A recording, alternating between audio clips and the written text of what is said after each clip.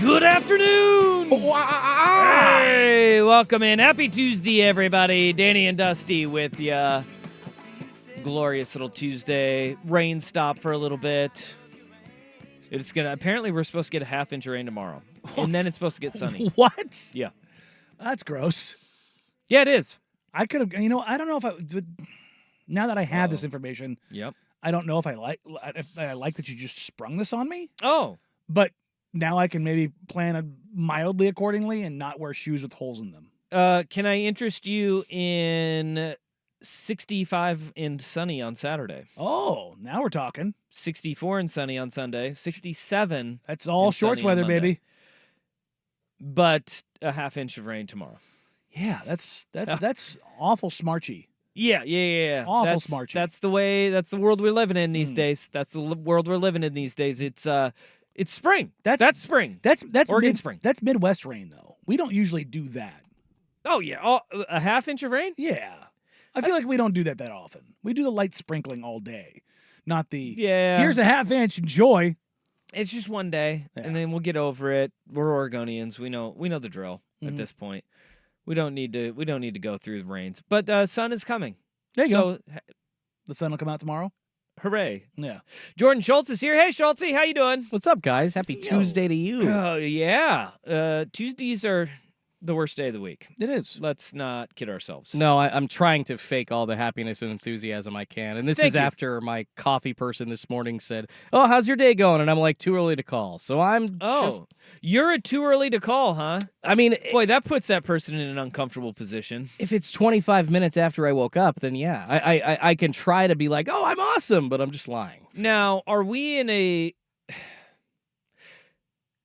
that question of, "Hey, how you doing today?" I don't think anybody truly wants to know the answer to that. You know? Because if you are going up against a stranger and you are asking that question of, "Hey, how you doing?" and it goes sideways on you, do you really want to know? Do you really want to know how that person's day is going? No. No, you No. don't. You're not.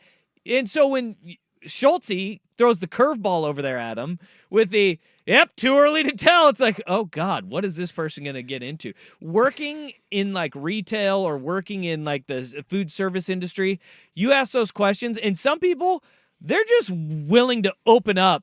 And you're like, oh boy, you're unloading. You've been waiting for this question all day. I'm going to tell you, this is a little bit of an overshare, but I had somebody who's has a very large media presence DM me once a couple years ago to ask me something. And I don't necessarily like this person all that much. Okay. And That's a good disclaimer. yeah.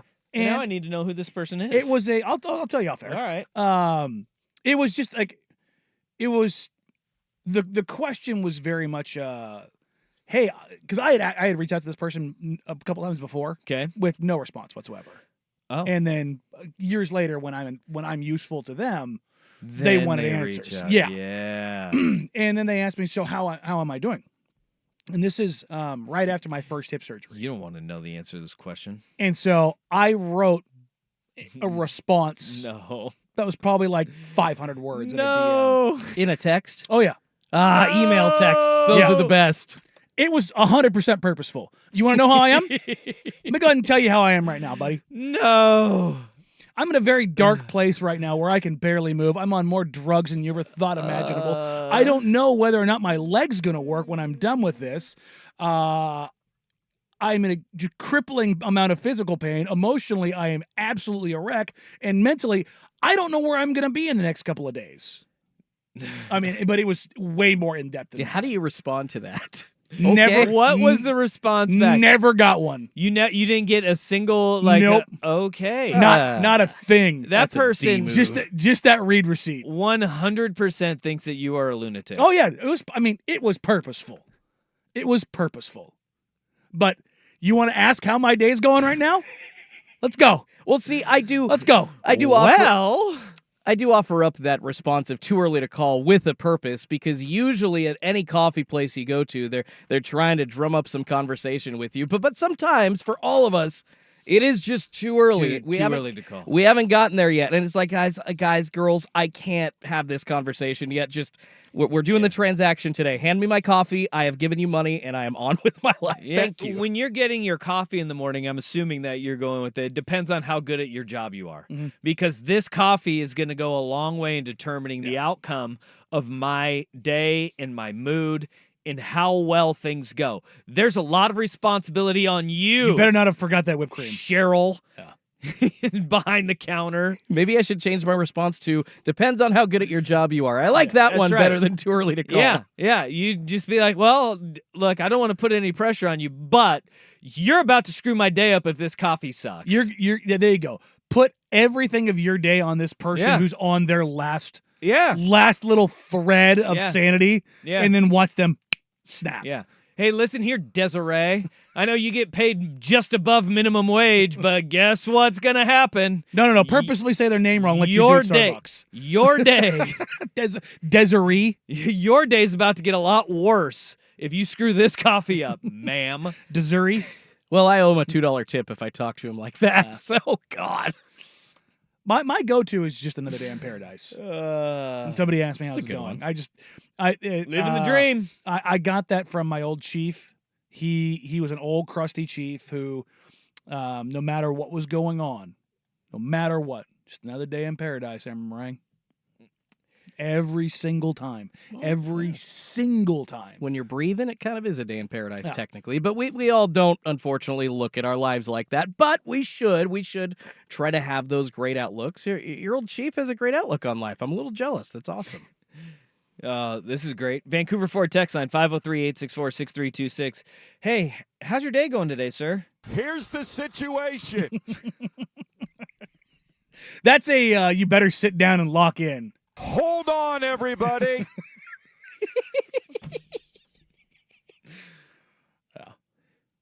Do you want a macchiato? We think.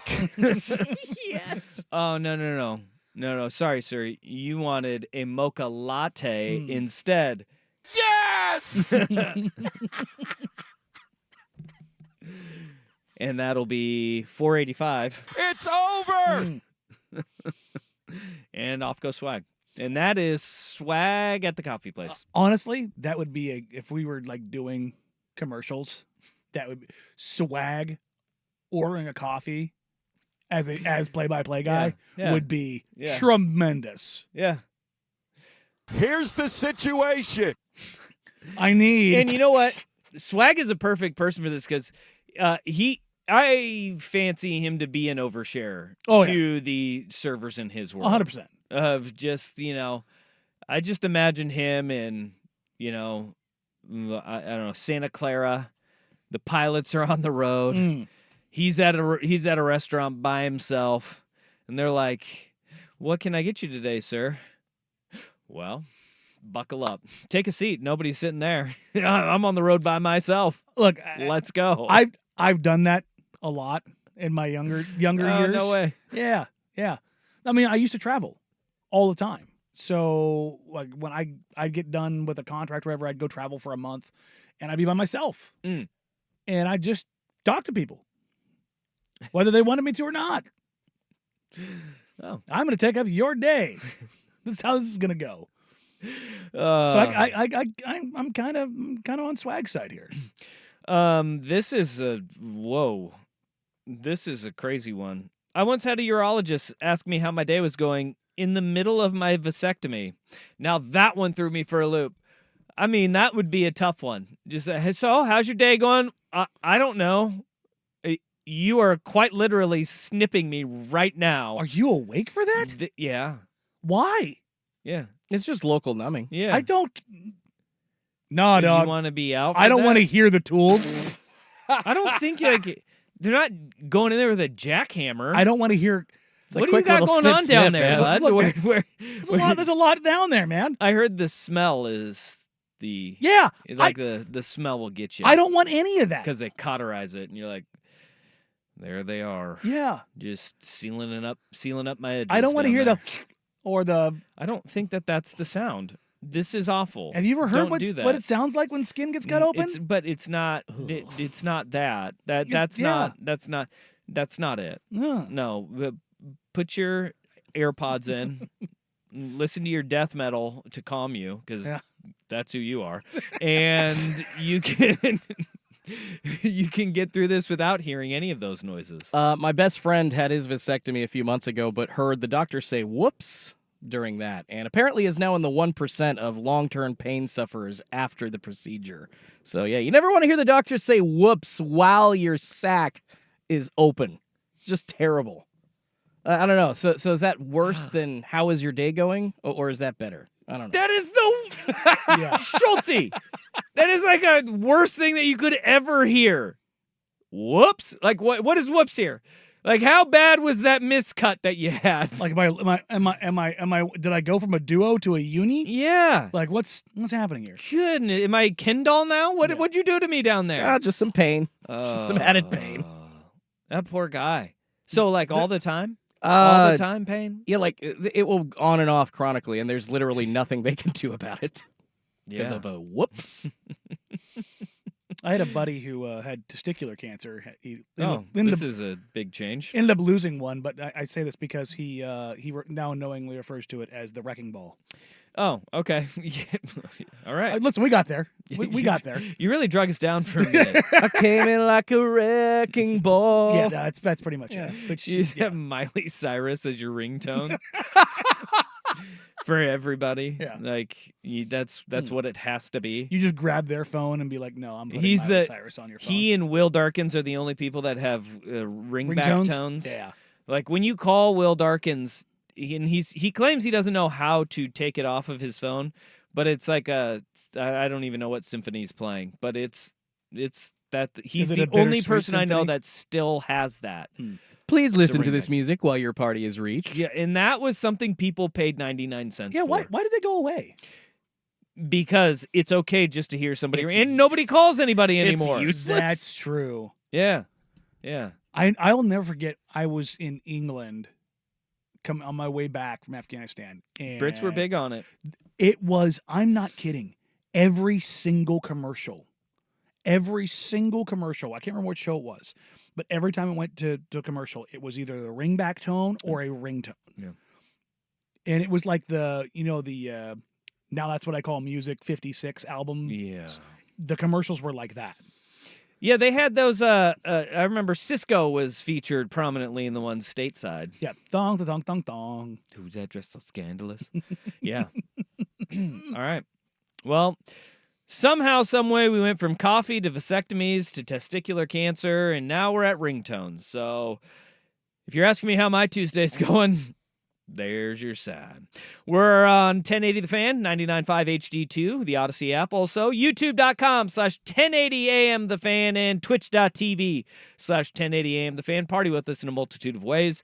The chats are always open in the comments of Twitch and YouTube. Also, the Vancouver Ford text line is 503-864-6326. Your dollar goes further at Vancouver Ford. They treat you right before, during, and after the sale. Visit them online at vancouverford.com. Where we start this radio program off, boy, they knew the assignment last night, and is there help on the way? Danny and Dusty on The Fan. The Fan is live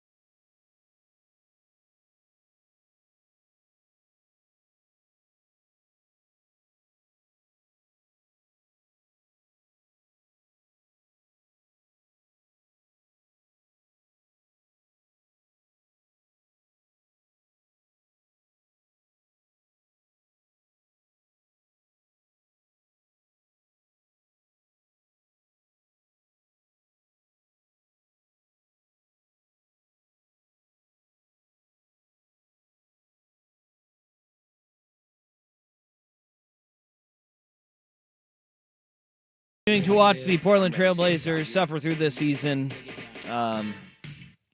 Solidarity. With me? I watched. Did you? Yeah, Okay. yeah. And then we turned on Goonies, but we watched. Both of them say never say die.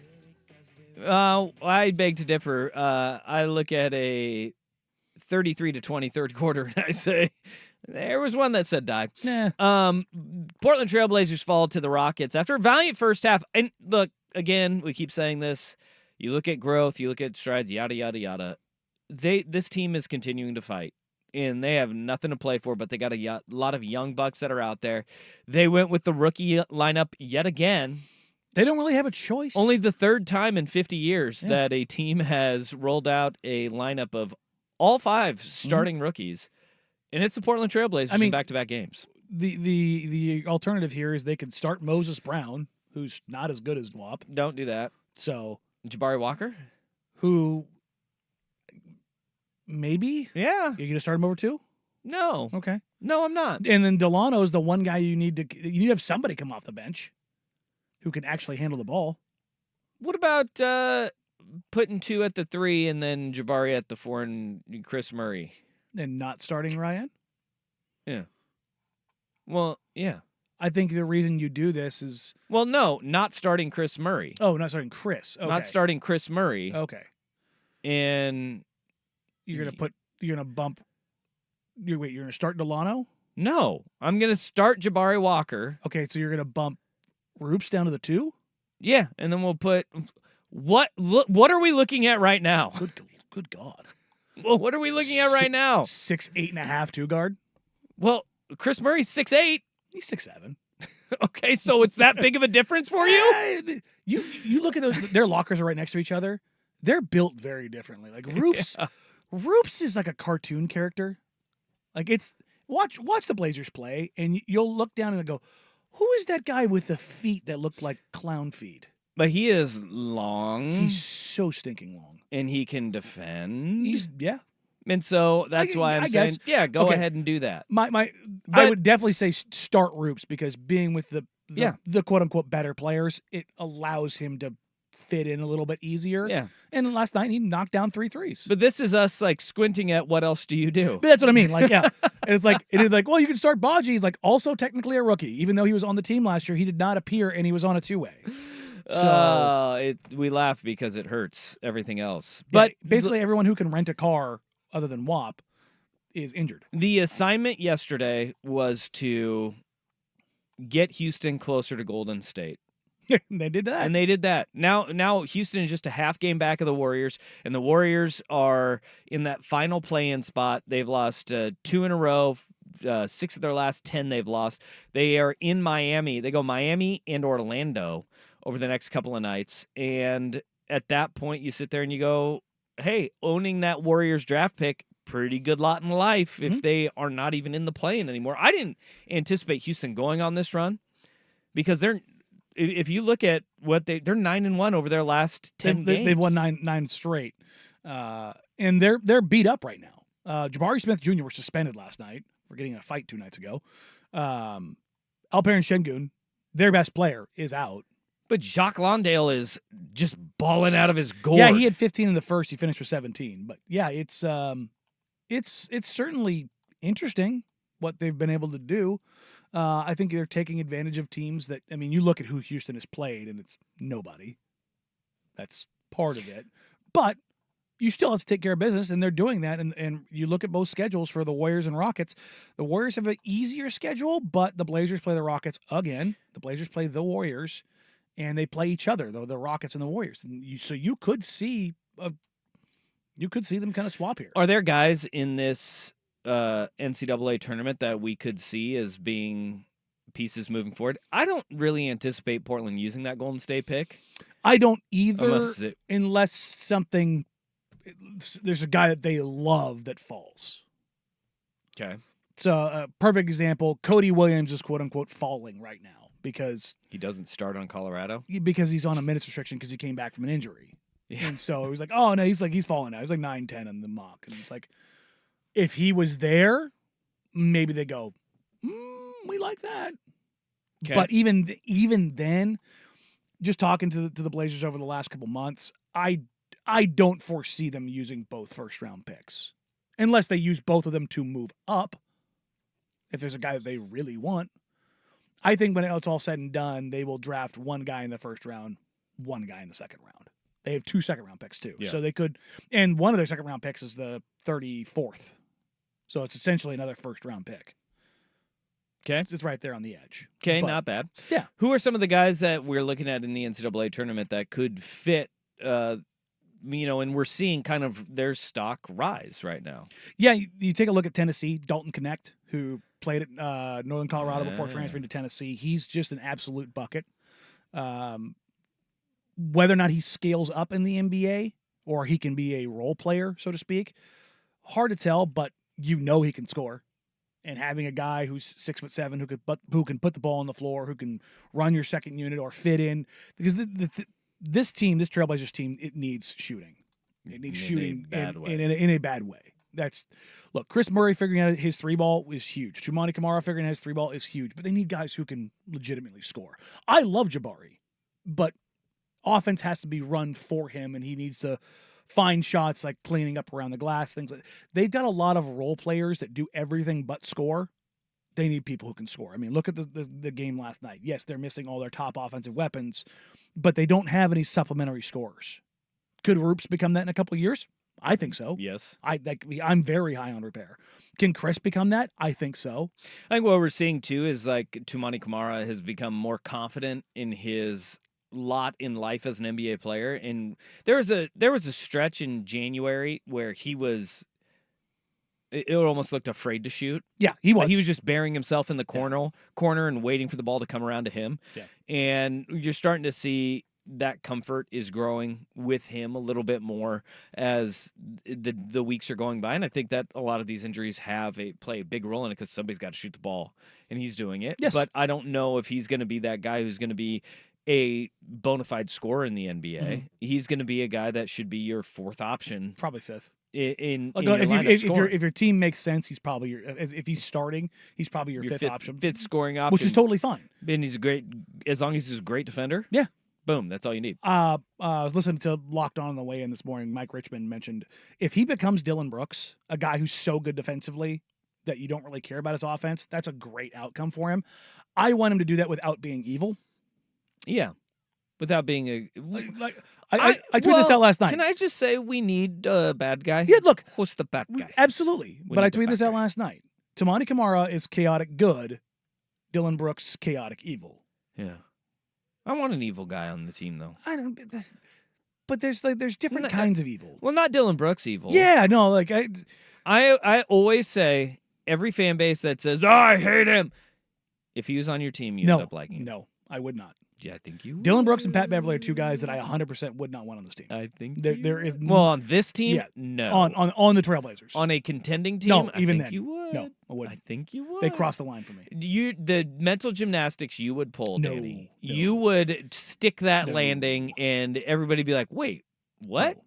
And we'd pull this audio from March 26th, Nope. 2024, and you'd be like, "Well, 0%. material changes. He's done a lot of growth over the last couple of years. If you look at what 0%. he's done, it's not really been that bad." You would. 0%. You 100% would, because he would be Portland's villain at that point. You would. No. You would. I know People- you. I people know said- you. People said that about Carmelo Anthony. Oh, you'll like him in Portland. No, I don't. You thought, Danny, you stick the landing on USC's offensive line's not going to be that bad. The Vegas Raiders, they're going to be pretty good. Yeah. No. Those are the teams that I fan out about. Those are the ones I allow myself You to would get caught find up a in it. way to love one of these No. a-holes. No. You would. You're squirming right now because you know it's true. Trust tree, I would have welcomed Draymond Green to be paired up with Damian Lillard in Portland. Ah. And I own a Carmelo Anthony Blazers jersey. No.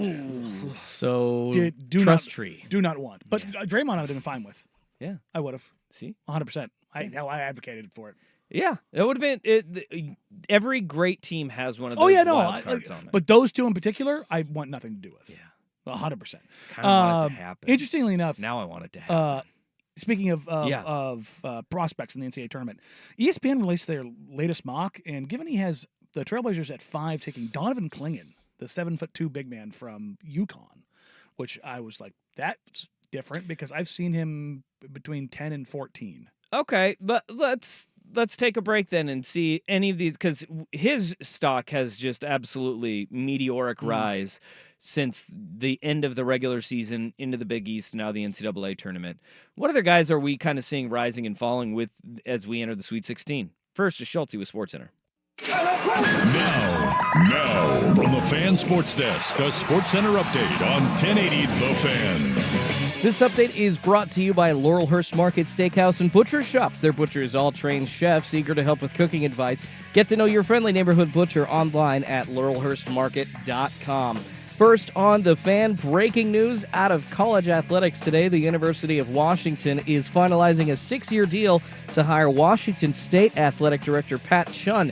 He had been with the Cougars since 2018. Lots of NFL news dropping today as well. League owners approving a major rule change regarding kickoffs, moving to a format originated by the XFL. Every player except the kicker is going to line up at the 40-yard line, and no one except the kicker and returner can move until the ball is caught. The NFL also approving moving the trading deadline back a week to the Tuesday after Week 9. They're also expanding replay categories to include intentional grounding, roughing the passer, and hits out of bounds. Also, league's going to play on Christmas Day again in 2024. According to ESPN's Adam Schefter, the NFL will schedule 2 games for Christmas Day. In the association, the Blazers off today after getting slapped by the Houston Rockets last night. 110-92, the final. They're off before facing Atlanta tomorrow. More sports scores and stories in 30 minutes. I'm Schultze at the 1080 The Fan Sports Desk. Listen live or on demand on the Odyssey app, the Fan's desktop player, or tell your smart speaker to play 1080 The Fan. Live, local, and free. No subscription required. Portland's sports leader is 1080 The Fan. No time for a traditional in-ground vegetable garden? Mr. Plywood stocks all kinds of cedar for building your own raised beds. And the experts at Mr. Plywood can even give you advice and tips so that you can enjoy fresh homegrown vegetables all summer long. Serving the greater Portland area for over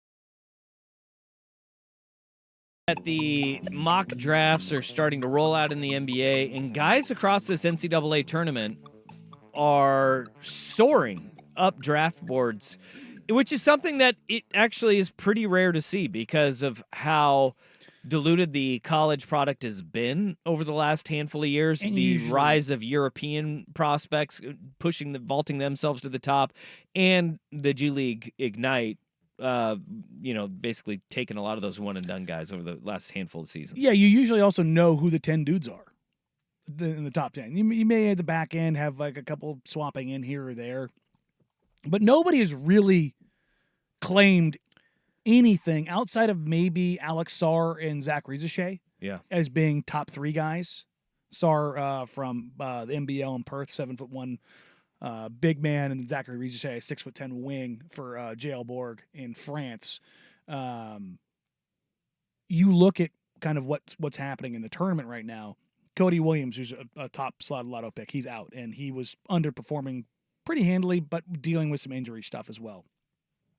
The Kentucky guards, Rob Dillingham and Reed Shepherd, laid monster eggs Big in time. their game against Oakland. Now, part of that's coaching, and this is where I was talking to some evaluators over the last couple nights, and everyone that I talked to was like, what do you want to do? You want to take the one game, or do you want to go over the 25-game sample? Like, there's far too much made about NCAA tournament runs and stock rising, Way too much. i.e. Zach Collins. A backup big man on, Which, on a West Coast Conference team. and when you said Cody Williams, that's where everybody's mind goes to, is like a guy who everybody says has the skill set, But I mean, has the talent, He was out there starting though. Like but was coming off the bench it was for Colorado. he was coming off the bench because of the injury stuff. That's why he was coming Oh, off the bench. even better for Blazer fans. No, I mean it was just an ankle. Like it wasn't like a major red flag. It was just taking him a while to come back. But the thing about Cody Williams, You did not ease anybody, like any person out there sitting there like, it was just a mild ankle injury. Oh, He was yeah, trying to play. just an ankle injury that's taking a lot longer to recover than what they thought it was going to be. Yeah, it fits perfect for 'Cause the he kept draft playing profile through of it. Portland. But Cody Williams is a guy who finished 78% of his shots at the rim, It's pretty good. which is insane. That's an insane number. So you go, It's really good. okay, everybody knows he can get, or he wants to get there, and he's still getting there, and he's still finishing. Like he shot 40% from 3 on low volume, but you're like, okay, you want to see the free throw percentage be a little bit higher to kind of convince yourself of the shooting, but okay. But then you get a guy like Donovan Clingan, who the big man from UConn, talking to folks again about him. He gets compared to Walker Kessler, the Utah big man from Auburn. Kessler moves especially well for how big he is. He also is shown the ability to flash some shooting. Shooting. Klingon does not. No, he doesn't. He's about as heavy-footed as it gets. Think 7'2" Yusuf Nurkic when you're talking about how you're defending. He's heavy-footed, near the rim. If you're blitzing and trapping with him above the three-point line, you're cooked. And also doesn't fit what Portland needs right now with DeAndre Ayton under contract. Not only that, they have very much targeted and shifted towards being a longer, physical, athletic team. Say what you want about this roster. Who on this team is not an athlete? They have upgraded the athleticism exponentially Yes. over the last year and a half. And that's what they want to be going forward. So I don't really see a guy like Klingan and go, that's not really the guy that I would want. Jacoby Walter, who was at Baylor, he is gone out of the tournament, but he's anywhere between 5 and 12. Steph Castle, who's also at UConn, he's a guy I think has a chance to find a GM somewhere to get them hooked on him. What about that dude? Those dudes from Grand Canyon. They had 2 guys that could fill it up. Tyon Grant Foster, who's an interesting story. He essentially missed 2 years because of a heart ailment and got red flagged and had to get a waiver to get through. Now, the NBA is going to have to take a look at him to give him the pass. You had the young man from Baylor years ago who had Marfans, who the NBA would not greenlight. He ended up playing in Taiwan and China. Isaiah Austin was his name. I see him running around for like Hoop Summit, which Yeah. is coming up next week. Yes. Like he's And always that at Hoop class Summit. of guys. Good God, I I'd take probably 6 guys over the top player in this draft from that class. Okay. That's how insane that next group is going to be. Cool. So next year's the year to have 2 first-round picks. yeah. Well, here's the thing. What if the Warriors pick went top 4, and it because if it's top 4 protected, Yeah. it would go into 2025, and it's only top 1 protected, otherwise known as Cooper Flag protected. Okay. There's a lot of other dudes in that draft, and the Warriors right now, they're going to make a lot of changes this offseason. They're not guaranteed to be good next year. They're So aging, them- have so so them much money moving on the up- books. Yeah. And Portland missing out, quote unquote, on that pick, it's risky, but it may end up working out in their favor. Where next year, if the Warriors suck again, what if they really hit the skids? But they would. Then it gets interesting. I feel like Golden State knowing that would be Try to do everything they can to prevent it. Yeah, and they Which is what the would Nets are trying to bolster do. everything. Well, the Nets are trying to do it, but it's not helping them because the Nets suck. So it's an interesting spot. But counterpoint to that, Golden State brains. They have brains. Remember, they're light years. Light years. It's not stumbling into Steph Curry or Draymond Green in the second round. It's light years. They're smarter than everybody else. They're smarter than the Brooklyn Nets. I think we can all agree on Well, that. then at the smartest point for them, I think, would just be to tank, right? And then go for that number 1 pick this year. If they could somehow, if they can move to next year, why? Jostle it. Why wouldn't Steve Kerr try to be like, hey, you know what? Screw it. We'll keep Steph like playing for 30 games. Everybody else, throw a bunch of rookies out there. I think they would I think have a Steph mutiny. would murder them. Yeah, and Draymond Green. Yeah. There would actually be a murder Yeah. happening there. Be funny if it was Steph. Steph killing somebody. His wife Not was Draymond. in a movie, yes, she was Irish Wish. Irish Wish, yeah, on Netflix. Kind of like a Hallmark movie with Lindsay Lohan. That Basically, might be the worst movie I've ever had to sit through. Oh, Like it, you watched it, huh? It was the we always watch what you want to watch thing, and I was like, all right, hey, let's go. You get the remote. That movie. Do you get to lord that one over her? This is You why made us watch this. This is why we watched why What I the Want controls Watch. over here. Yeah. Yeah. My wife agreed.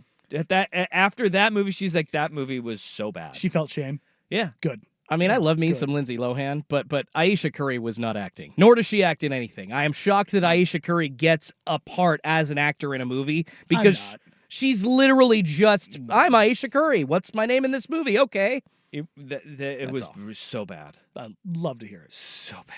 Well, the thing about circling back to the GMs hooking on to somebody in a tournament. Speaking of so bad, the 2024 draft. Yeah, no. The Lakers actually is where I'm going to go with this. So, Ooh, because hey. it's not just the Neil Olshey thing. So you actually do have to give the Lakers scouting department a lot of credit. Over the last 10 years, think about who they've drafted. It's pretty yes, incredible. they Like, have. they are very, very good at what they do. In this last draft, they had identified a handful of players that were all very good, i.e., one of them being Cam Whitmore. But Rob Pelinka went and saw Jalen Hood-Schifino in his conference tournament and said, that's the guy.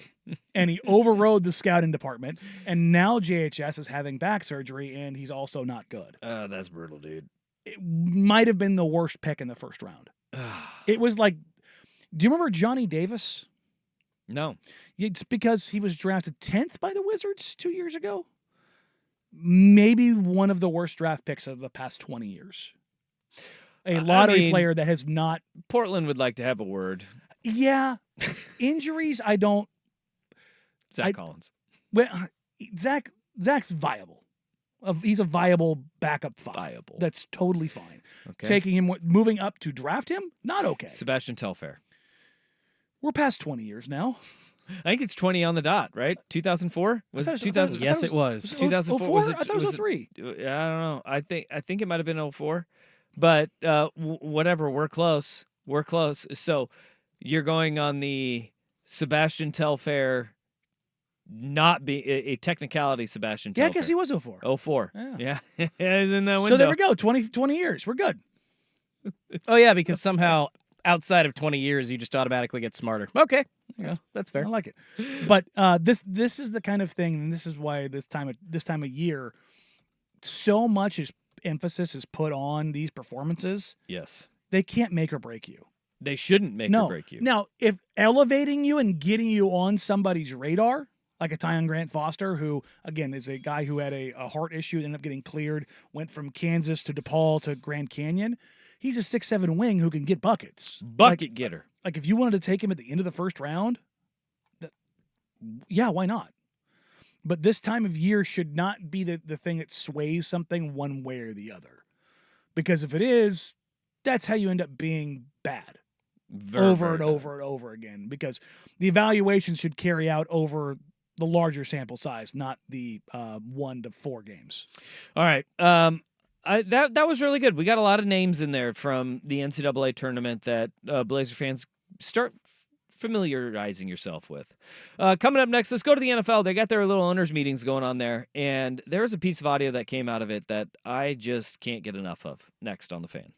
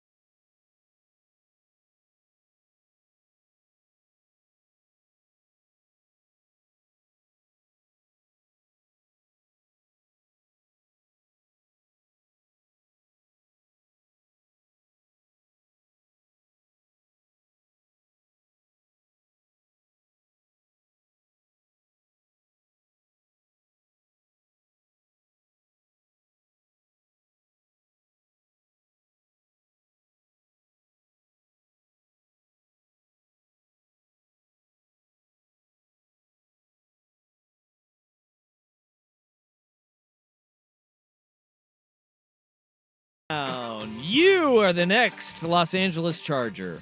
Owners meetings going on in what is it, Miami? I think is where they're Boca, wherever they go down to do the owners meetings every year. Where did the Dolphins owner get busted trying to steal Belichick away or Brady away? Oh, that was just in a marina. Oh, it was okay. In Miami. That was just your standard Miami marina where every drug dealing movie has taught me that's where deals go down. Go into international waters. Yeah, what are you doing on the dock? You can't have that thing anchored. No. You can't have that tied off on the dock. You got to get out. 7 miles off coast, guys. Some Come yachts on. are literally on hold for rich people just for these purposes, always at all times. Come on. Well, Jim Harbaugh, the AFC coaches were talking this morning, and when we play this piece of audio, there will be no doubt who at the fifth position in the first round the Los Angeles Chargers are going to be drafting. It's a glimpse into Jim Harbaugh's brain that when you get it, you go, that place seems scary.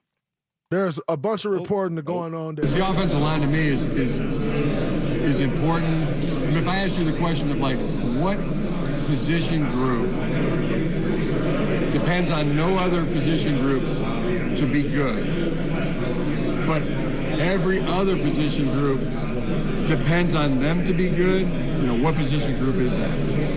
Offensive line. They're not relying on any other position group to be good. They go out and they're good. But yet every other position group relies on the offensive line to be good. And then the D-line, they'll be the ones that argue back. We don't need the offensive line to be good. Do you? Do you like it? Do you like when the offense has a 12-play drive and the field position? Yeah, okay, you're right. It's like, so yeah, that building that kind of offensive line, that's exciting. Can't wait to do that. They're drafting Joe Alt. Yeah. I mean, you already have LaShawn Slater, who has been banged up, the in and out of lineup. But when healthy, all of this absolute monster. Yeah. And all of this could tell you that if they decide that they need to fill more positions and they want to bolster that O-line, there's a team in Minnesota that wants to move up, and they could get two offensive linemen in that first round with Minnesota's picks. Go get Fuaga and JPJ. Yeah, you could get two guys from the state of Oregon, and Jim Harbaugh just goes, done and done. And they're both road graders. Like, if you ask me who are the offensive linemen that in this class that are Harbaugh guys, Alt, Fuaga, JPJ. Those in the first round, those are the three guys I would go, yep, I would say Fatunau to the from UW. Washington tackle. He is also 100% a Harbaugh guy. Yeah. I've just hearing that right there, you get the squirrel brain that Harbaugh has, where he's talking about the offensive line. It's like, a defensive line will tell you. Nope, we don't care about the O-line. You like 12-play drive, though, don't you? Mm-hmm. Those are the internal conversations that he has in his brain. Oh, and that when it just nuts. comes out, I do not want to be inside his head. Like, people are like, oh, yeah, I'd like to get inside his head to see how he ticks. Nuh-uh. I do not want to see how Jim Harbaugh ticks. But he did also say that he's living his dream right now. His dream has always been to live in an RV, and he is doing that now. And there's nothing more fitting than Harbaugh feeling like he's been cheated in his life by, I don't know, becoming an instant millionaire out of college and never having to live in an RV. He's like, never having to he's living his dream right now. It's fair. The other side of this is the Harbaugh tour is how much he's campaigning for J.J. McCarthy, which, again, much like yesterday, doth protest too much. Which, if you're out here telling everyone publicly over and over again that J.J. McCarthy is the best quarterback in this draft, J.J. McCarthy is very much not the best quarterback in this draft, because if you truly, truly, truly, truly believe that, you wouldn't be wanting teams to go get him. Well, the NFL Network did an anonymous survey of league executives at these meetings, and overwhelmingly, J.J. McCarthy was the name that popped up to go number 2 to the Commanders. Harbaugh's not alone. Harbaugh is not alone. Or it's smokescreen season. Winning is not a stat that should matter with quarterbacks. No. Because you look at some of the great quarterbacks, they have not won at the highest of levels. And the guys who've won a lot of games, whether it's the knock on USC, Ohio State quarterbacks, Alabama. or as soon as it will be Alabama eventually. But even Alabama, like Tua and Hurts, they've been really stinking good. Like they have been good. But before those guys. It is when you're surrounded by a wealth of talent around you, obviously you're going to win more games, and all those guys do. But look at guys like whether it's Josh Allen or hell, Roethlisberger, Joe Flacco. Rivers, You don't have to go. Mahomes. Russell Wilson won a lot of football games in the NFL. It is more dependent on your fit than anything else at that position, because a lot of these guys, all of them have the tools. McCarthy seems to get propped up, and you hear a lot of, he's just a winner. Mm-hmm.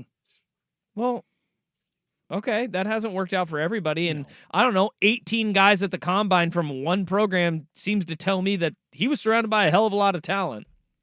Not only that, including a great running back, one of the top running backs in this draft, and Roman Wilson is Who's a a dynamite dude. wide Yeah. receiver. Yeah, Joey Harrington looked like a winner coming out of college, didn't he? Tim Couch looked like a winner coming out of college. Come on, it's easy. Yeah, you can play those games, but I'm confused by J.J. McCarthy. Because you see his athleticism, his ability to go off script, I get it. He can do that. But is he the guy that has the arm strength to push the ball into tight windows downfield that you need in the NFL? And that is my biggest question. My biggest question is, are you as a GM willing to tie your career to this guy? Because when you take a quarterback second, that's what you're doing. As a GM, you're staking your career on that guy. You're staking because if that guy sucks, you're probably getting fired. Yes. Like, it's just, so I don't look at J.J. McCarthy and go, I'm okay being the guy that missed out on J.J. McCarthy. If he ends up being Tom Brady 2.0, so be it. I do not see it. If you're asking me if I'm going to take Drake May or J.J. McCarthy, I'm going to go Drake May. If those are the only two options in front of me. See, I don't think, and that's where I don't think that drop off from 2 to 6 in this quarterback class, I don't think it's that dramatic. No, I don't either. But if I have to, if my owner's telling me I have to take a quarterback, I'm gonna go with the guy that has shown more tools.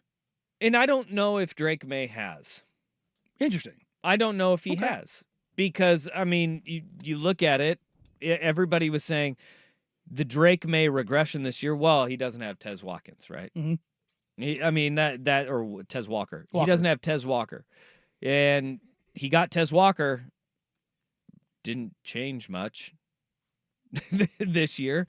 And again, he was still very good this year, just not as good as he was last year. But and that's kind of the J.J. McCarthy was better this year than he was a year ago on a very talented team and played a ridiculously tough schedule too. Once you get past their non-conference games, Michigan had a tough run of it, man. And J.J. McCarthy passed every test with flying colors. I mean, did they throw the ball at all in the second half against Penn State? No, but they didn't need to. And I'm really wondering, and these are things that we don't know, behind closed doors and in these meetings where they're talking with McCarthy and they're talking with all these other quarterbacks, how much between the ears is J.J. McCarthy separating himself from everybody else? Because you do run a pro-style system with pro-style verbiage with Jim Harbaugh. Mm-hmm. We know that to be a fact. And getting his team always in the right spot and in the right play, it matters. That matters tremendously, as opposed to a lot of college systems where it is the coach gets you in the right spot and the quarterback has to do very little. A lot of RPO stuff where you're looking to the sidelines. That's something that Harbaugh has always said, is that we keep piling more on J.J. McCarthy, and he's okay with it. Processing it. And if that, and that's stuff we don't know, right? Because, you're talking about like all the tools that Drake May has. He's bigger. He has a more powerful arm. But at the same time, if he can't process quickly and with the amount that NFL teams throw on you on a week in, week out basis, then he's not going to be successful. Boy, would that be a hit to the North Carolina school system. Well, if the Michigan kid with those admission rates is outsmarting you. Michigan's a tough school to get into. I don't know. Dave Portnoy got in. I mean, isn't it one of the toughest public I institutions thought it to was get more into. elite, but was J.J. McCarthy really having to go through those vigorous academic standards being reviewed by the coaches there? I highly doubt that. No, I don't think any of these guys are. Usually you not. have tutors for everything. I do not envy being Adam Peters, though. He's the GM for the Commanders. Your first job, your first draft is okay. Find our you- franchise quarterback. Yeah, and oh, by the way, it's a crapshoot once you get past who number one is. Hopefully, this doesn't end up looking like 2021. Because it very much looks like it It could. has a lot of those vibes going on. All right, let's stick in the NFL. A lot of changes coming in the National Football League next on The Fan. Fred Meyer always gives you savings and rewards.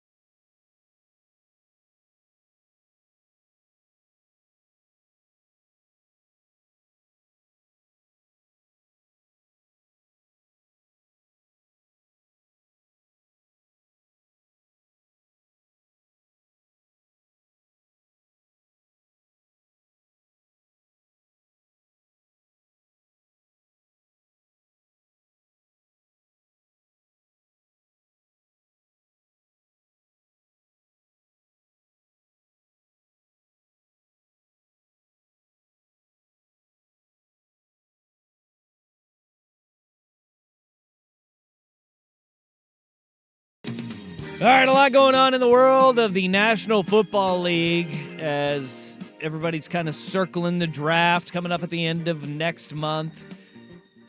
You got the owners' meetings going on where Robert Kraft is saying that he is taking it very personally and was not happy with the way that the Dynasty, the Apple TV documentary, portrayed his organization's Super Bowl runs, despite the fact he was on it for all 10 episodes.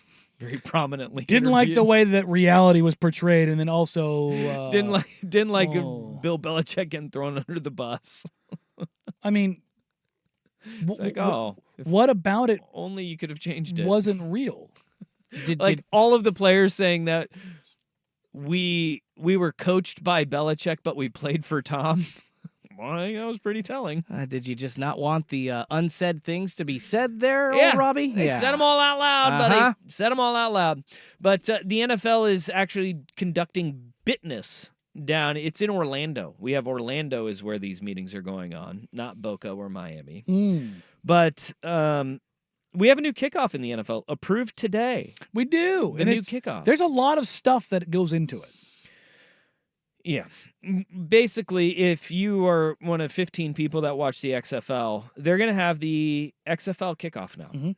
So what happens is the kicker is on the minus 40-yard line.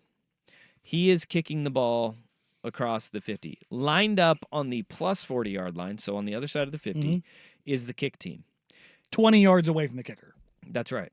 Across from them are 9 return team defenders or offenders. They're lined up in a stagnant stance. You have 2 return men that are deep. There's this thing called like the landing zone, right? Where if the ball is caught in there, it must be returned. And that's like between the 20 and the goal line. Yes. This is to ensure that you have more returns across football. Yeah, a part of the game that went away. The interesting thing about this, as we go through all of the explainers on this, Yeah. this is a lot like learning football for the first time. This is like if you're British and you're like, explain this game to me, and then you start going down this list. Yeah. How absurd this kickoff is very, very absurd. It really is. But I get what they're doing, and I applaud it. Because they're And- bringing kickoffs back into the game. We just had a guy in Devin Hester make the Hall of Fame Yes. because of how impactful he was in the return game. So kickers on the 35, kickoff team players, 10 of them will be on the 40.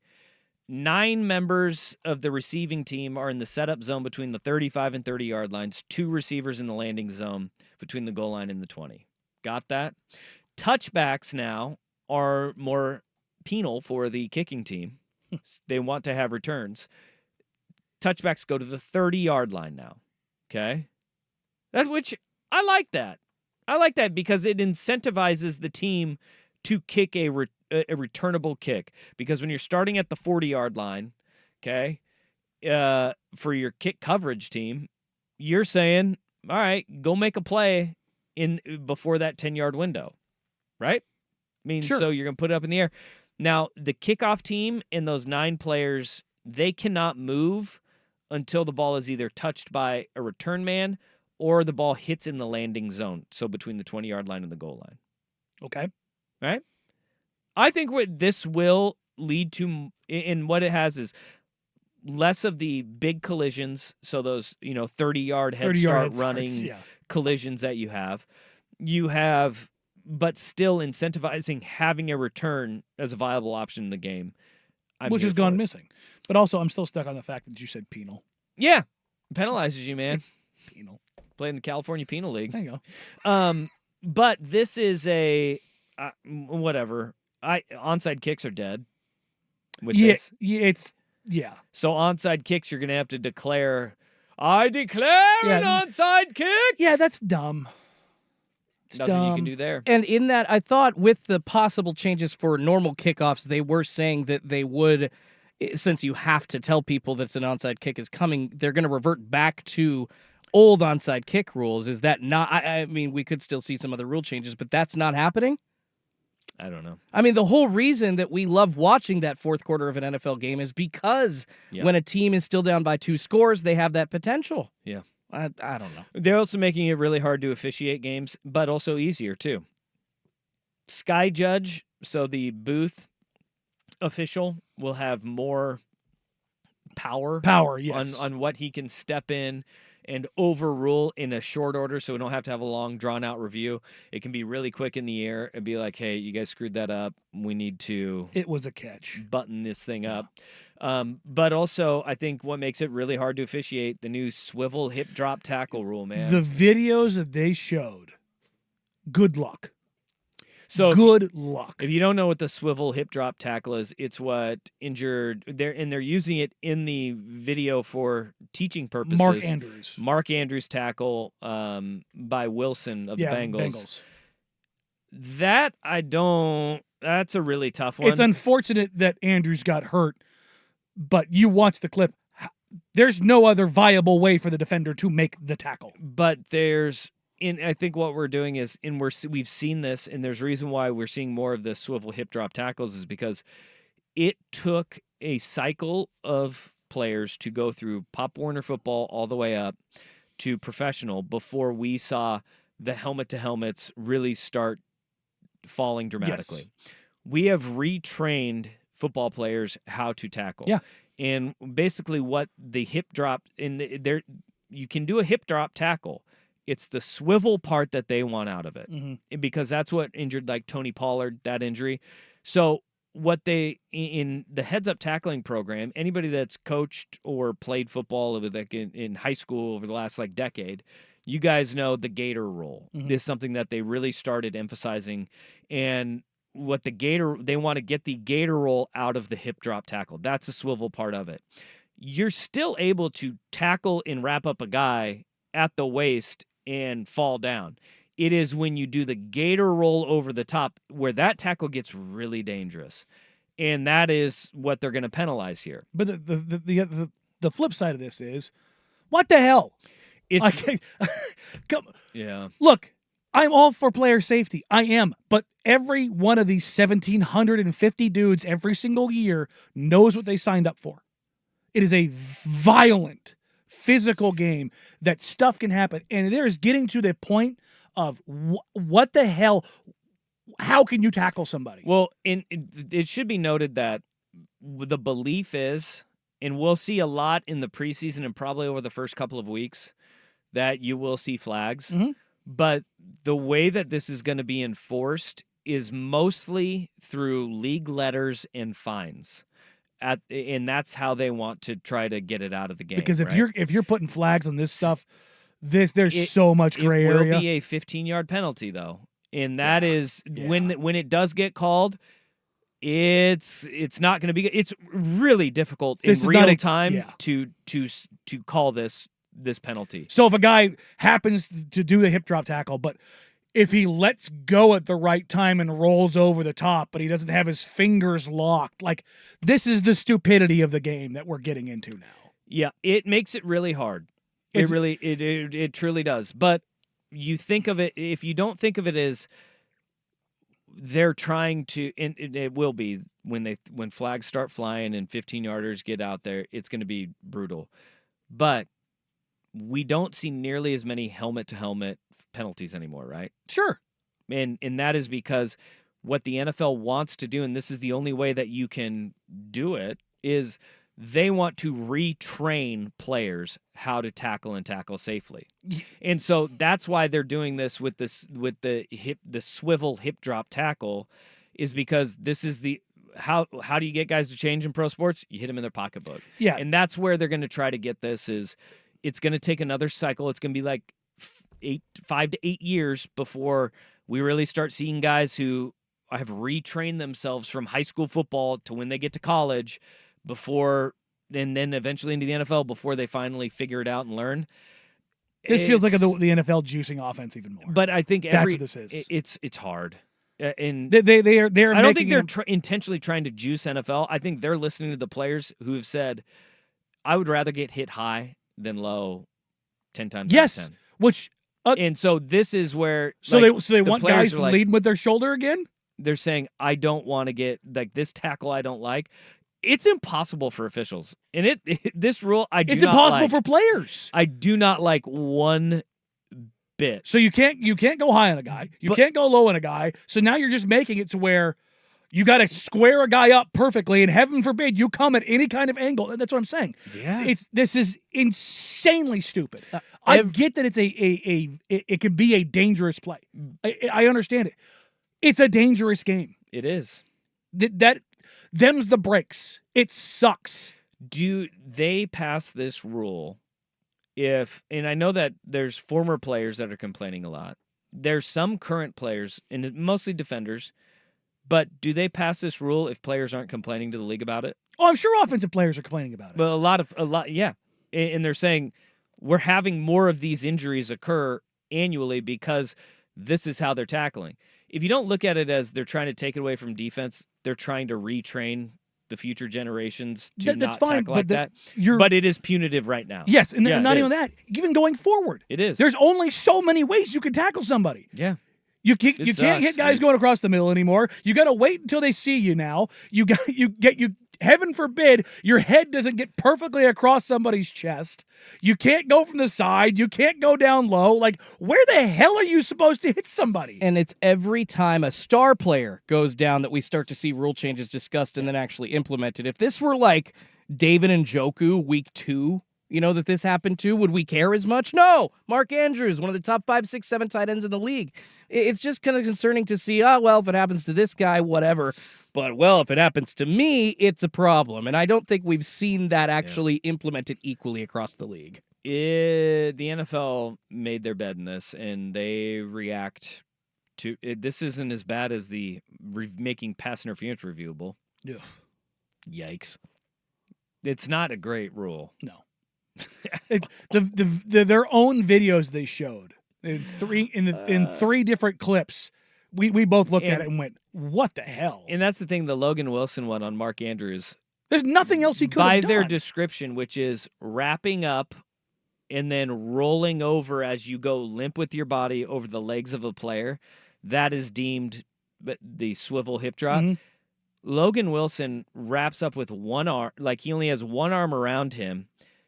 The other arm doesn't go around the waist of Mark Andrews. It's right it goes around to his the same. legs. It goes to the same side, and so he only has one arm, and he just kind of rolls over the back of him. By the description of the rule, that doesn't fit what he did. Yet it was on the teaching tape. Because it was Mark Andrews getting hurt. That's why. It's crazy. Yeah, it's very dumb. But this is the world we live in, right? People are going to stop watching football, right? Isn't that how it goes now? We just stop No, watching it's football? not. It's not that. It's just it's going to make Oh. the game. I like the player safety stuff. I get it. I know CTE and concussions. I understand it fully. But for the love of God, these people aren't dumb. They know what they signed up for. Yep. Quit trying to legislate their own malice out of the game. Well, yeah, but that's the hard part is that they're just listening to their players too. I don't think they're listening to all of them. I think they're listening to the guys on one side of the ball. Well, the rules are passing When- overwhelmingly. When was, Like, when was the last time a change was made in the NFL that benefited the defense? Find that one for me. Well, when they took away the pass interference review rule. Okay, And then but that doesn't change the way the game is played. This, I would say the this is offensive- changing the way the game is played. Onside kick changed, but that it indirectly benefits the defense, but not really. Yeah. There has not been a rule change or an emphasis that has Okay, what ru- empowered the defense in a decade. What rule would empower the defense that you could do? Let's do. I mean, think of that. Like they're changing rules, and I'm not a big fan of the swivel hip tackle rule that they implemented. What do they need to change? Because How- I have one Okay. really easy one. We'll get to that, and then also AD Wars next on the Fan. What's your opinion? It's the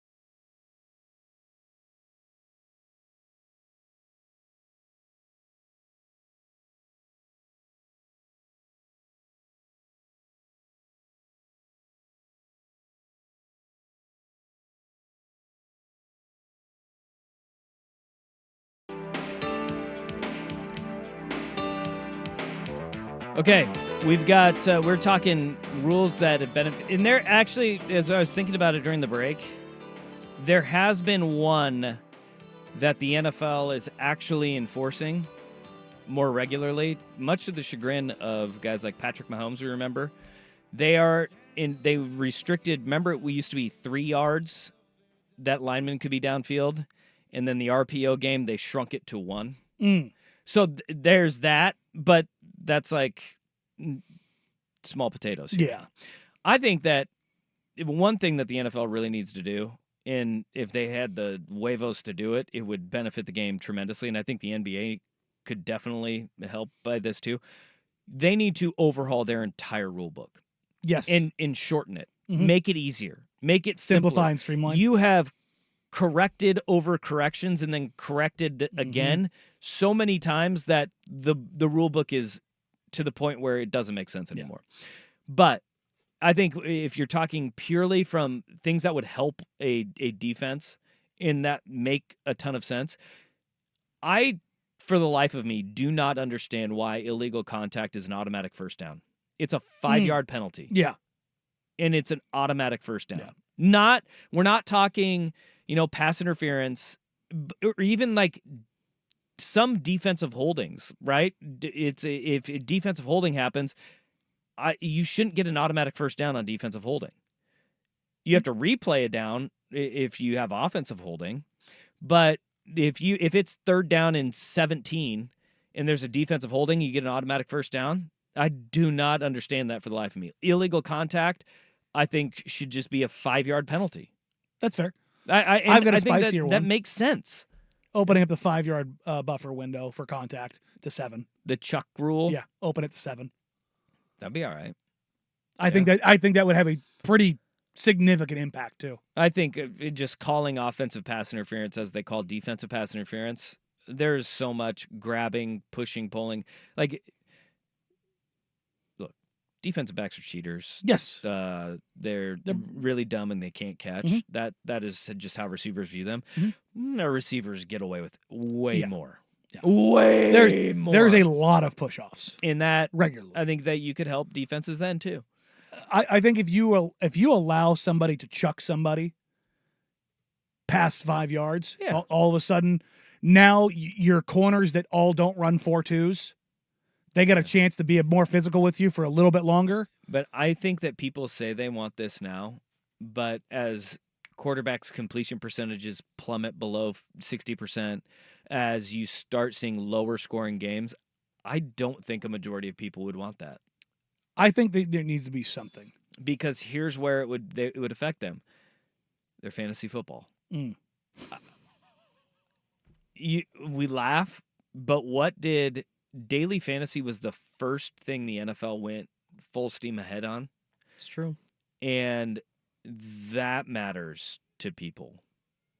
People like points. Money. Oh, God, it's so stupid. Money. Pat Chun is getting more money. Indeed. Washington State's athletic director, sorry, Cougs, you've lost your basketball coach and your AD in the same week. In the span of 48 hours. That's not a good 2 days. Great job getting coaching them up, developing them. Pat Chun will head from Pullman over to Seattle. He will take over at UW for Troy Danon, who was just introduced today at Nebraska. I think this is a home run hire. It is. I mean, Pat Chun has done a phenomenal job at Washington State with the hire of guys like Kyle Smith. And Jake Dickert, I think, was a good hire. That was a great hire. But if you also look at what he did prior to coming to Washington State, he hired Dusty May at Florida Atlantic, hired Lane Kiffin at Florida Atlantic. By the way, Lane Kiffin, now the head coach at Ole Miss, Dusty May, Michigan. now the head coach at Michigan. Yeah.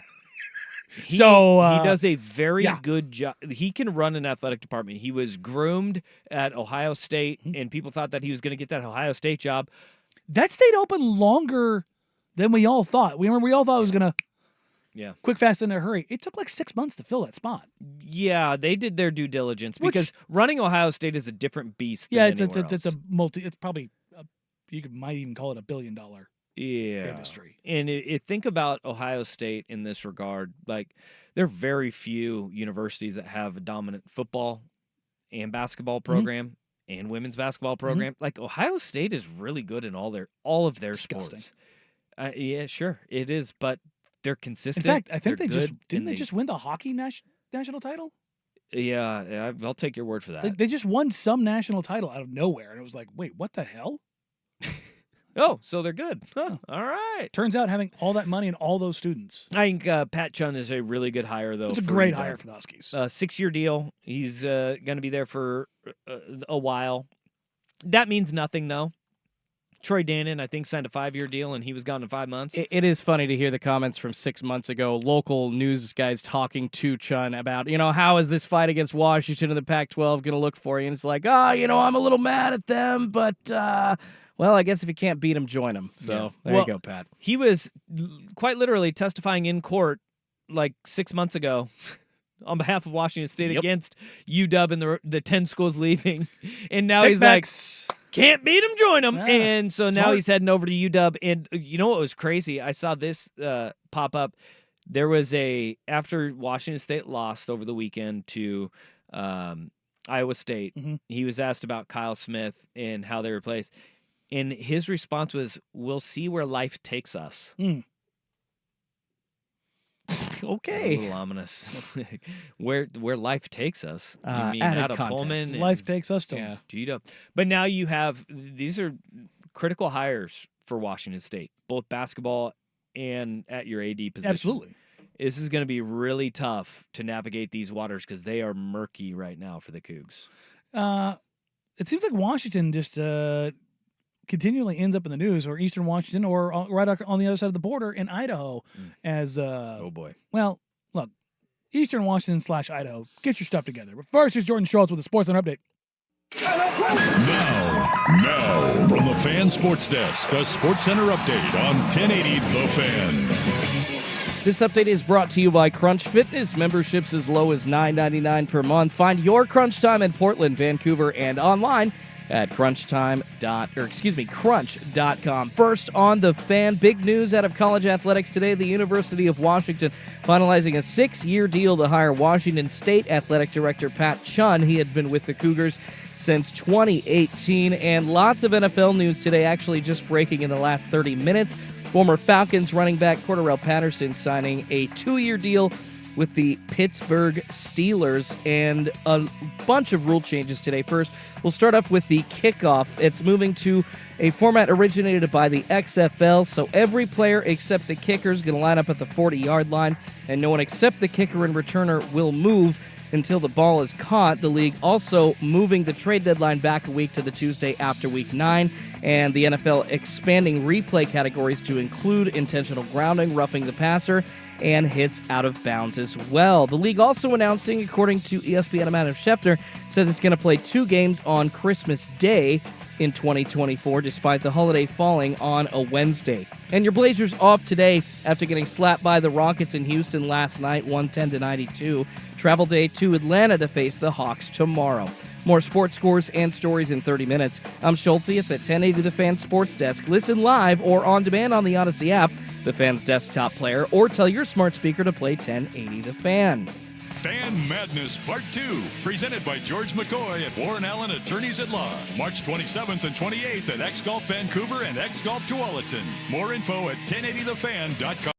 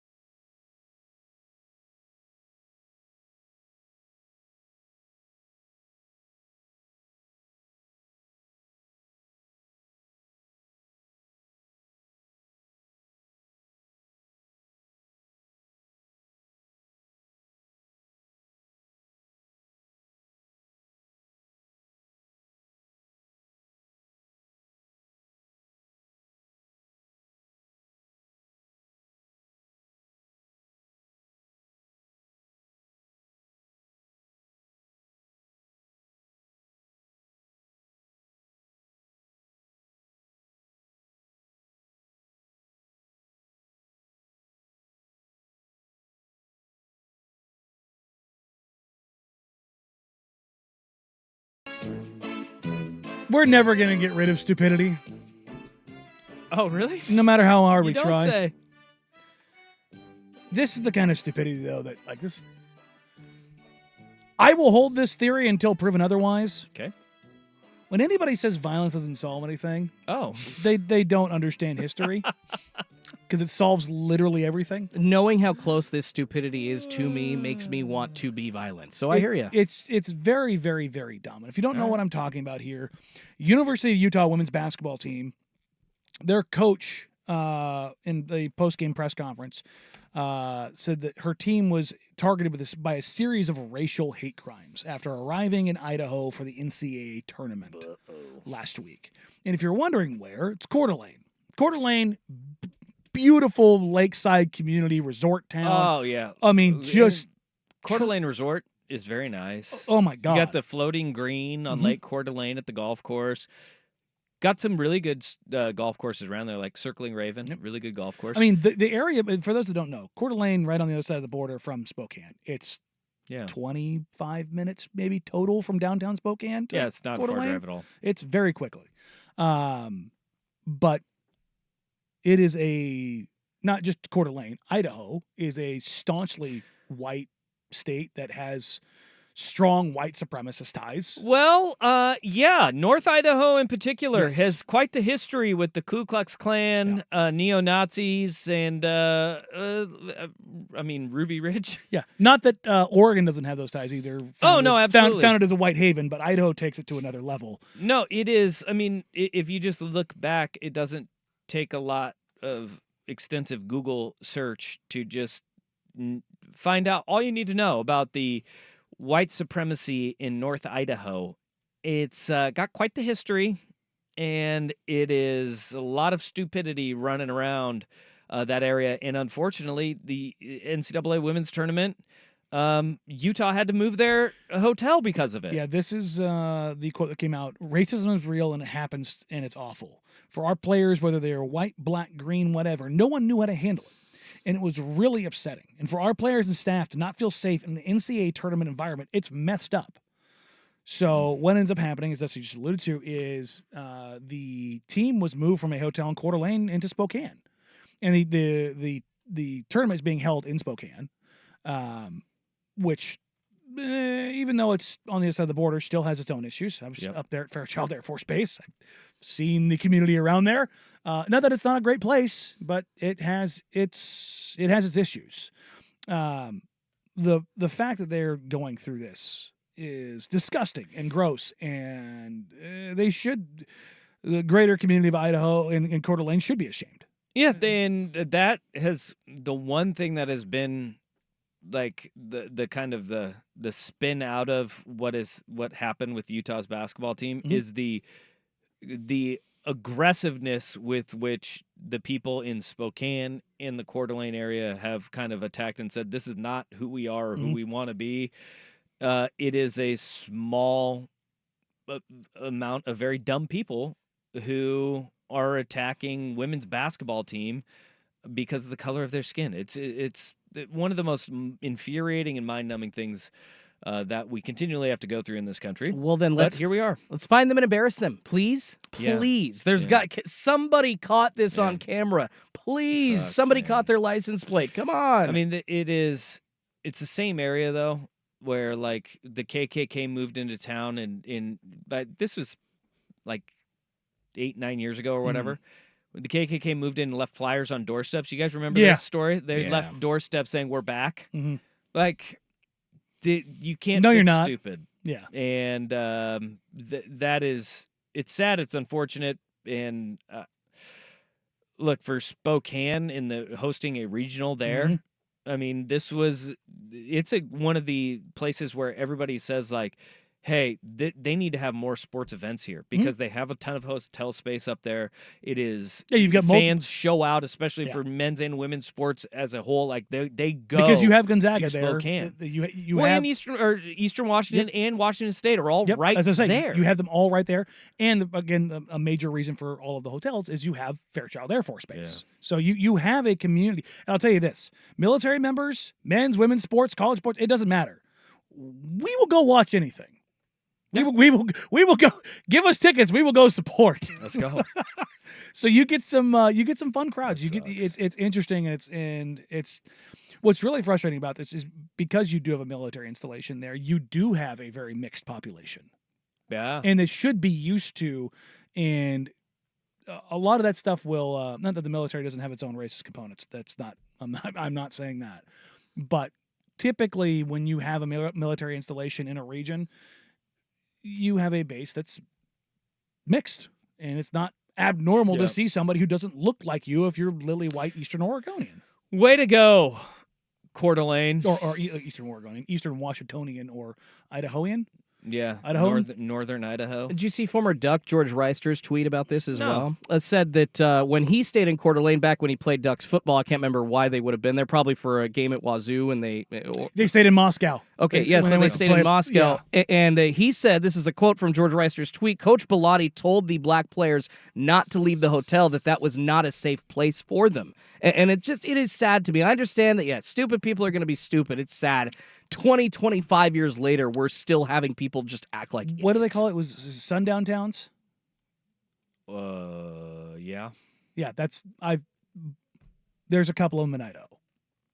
Ridiculous. So ridiculous. as disgusting as that is. So that's our worst day on the web is Coeur d'Alene, Eastern Washington, Northern Idaho.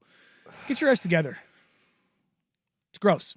And this is on top of the Way to go, North Idaho. and again, this is not just an American issue. You take a look at what's going on in Spain right now, where you had racist incidents in a soccer game, and now you're going to have a friendly between Brazil and Spain that was organized after one of Brazil's top players had racist epithets. Dude, thrown at international him. soccer is bad. Full. There's a Netflix doc on it. Go down to the Balkans. It gets nasty. Gnarly. So, coming up next, Draymond Green, Mr. New Media himself, sat down with Drew Holiday to go stir the pot about the Damian Lillard trade saga. Look at this. Oh, we'll get to that and more coming over on Danny and Dusty, 1080 The Fan. It's twice the madness.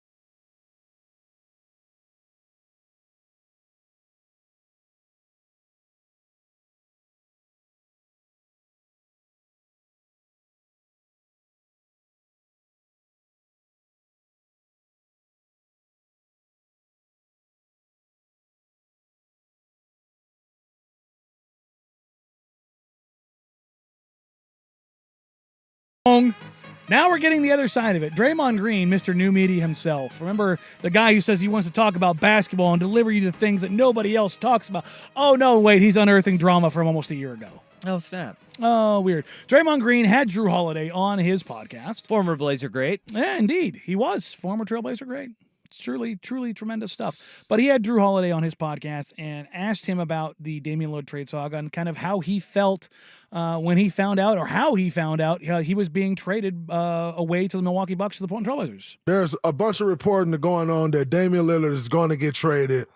No one knows where. He keeps saying Miami. Like, how soon with that did you know that you were getting traded? I'm taking a nap. I see the text. I see a call from the GM, and I'm like, I'll call him back. Like, I'm deep in this nap too. You know what I'm saying it's a good one. And then 2 seconds later, my agent calls me. So I pick up his call. He's like, "You talk to him?" I'm like, "Nah, bro, I'm sleeping." He's like, "Well, you just got traded, so you should probably call him back." And then I ended up looking at my phone. He ended up texting me everything that was happening. Like, "Yeah, we traded you here." And then I ended up calling him, and he ended up saying like, "Yeah, we traded you for Damian Lillard." So I also had no clue. I think for me, it was just a shock because at least let me know 24 hours in advance, not 5 minutes in advance. And maybe I'm asking for too much. It's kind of like, I mean, I won there. So the thing about this here is That's an interesting comment by him. he wants to know, but what happens if they tell him and the deal falls apart?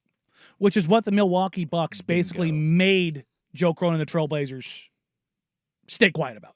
Because they didn't want to tell Drew, because if it did fall apart, they didn't want to have Giannis's BFF, Drew Holiday, pissed off at them. Yeah.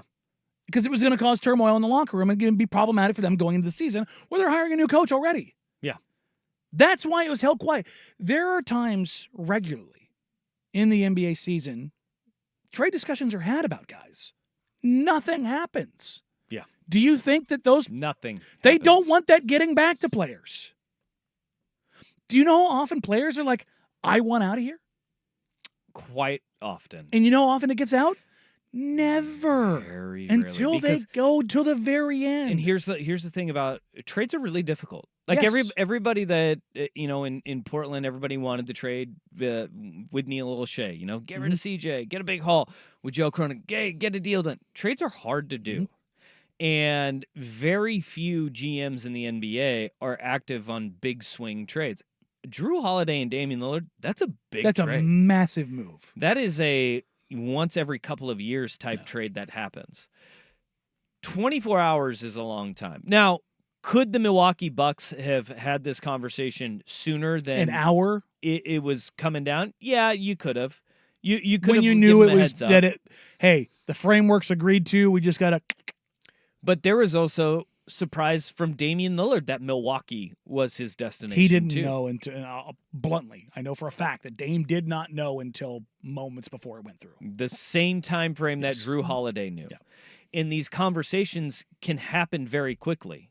And you want to finalize it before it gets out and anybody finds out about it, because loose lips sink ships. And it happens all the time that, all right, Milwaukee doesn't want this thing to get out, because what if Miami then sweetens that offer and comes up, even though I don't think they had any really thing. But any really other to team, offer. and but any other team goes, wait, Milwaukee, yes. Milwaukee's in on it. Why don't we get in on Yes, it too? and that was the thing, is that when they started kind of talking about this, it was like, okay, if we engage with you, we're going to shut everybody else out. Because what Milwaukee didn't want was maybe not Miami per se, but Philadelphia, Boston.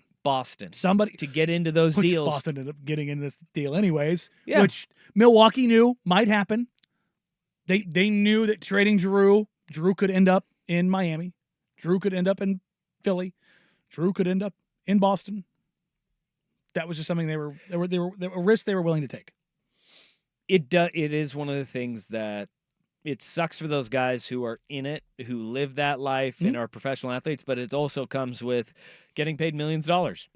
Look, that you sign up for the fact that you may be traded out of nowhere, and it may come as a complete and total shock to you. Because he did, from everybody I've talked to in Milwaukee that covers that team, there was very much a sentiment that Drew wanted to remain there long term. For sure. In a fortuitous turn of events, Dame is in Drew's house now. Well, he probably was like, I'm going to Portland now. Which without Damian Lillard. Portland assured him was not happening. And they did right by him, and they Yes. sent him to a place where he has an opportunity to win a championship in Boston. And they could have sent him to Utah. Good. Utah was a team that was chasing him hard. Now look what Utah's doing. They just threw in the towel. They were chasing him hard. They put a lot on the table. But What do we make of Danny Ainge and what he's doing in Utah? Because he was wheeling and dealing, and he was doing his Danny Ainge thing, and he is that one of the very few GMs that gets can deals makes done. those trades and seemingly has no limit to how many lives he has as a trader. What do we make of? I mean, how many? They went from competing to now they stripped closing it down. the door. No, they stripped it down because they're looking at 2025. Their ownership group is fully on. Like, they brought Danny in to do this.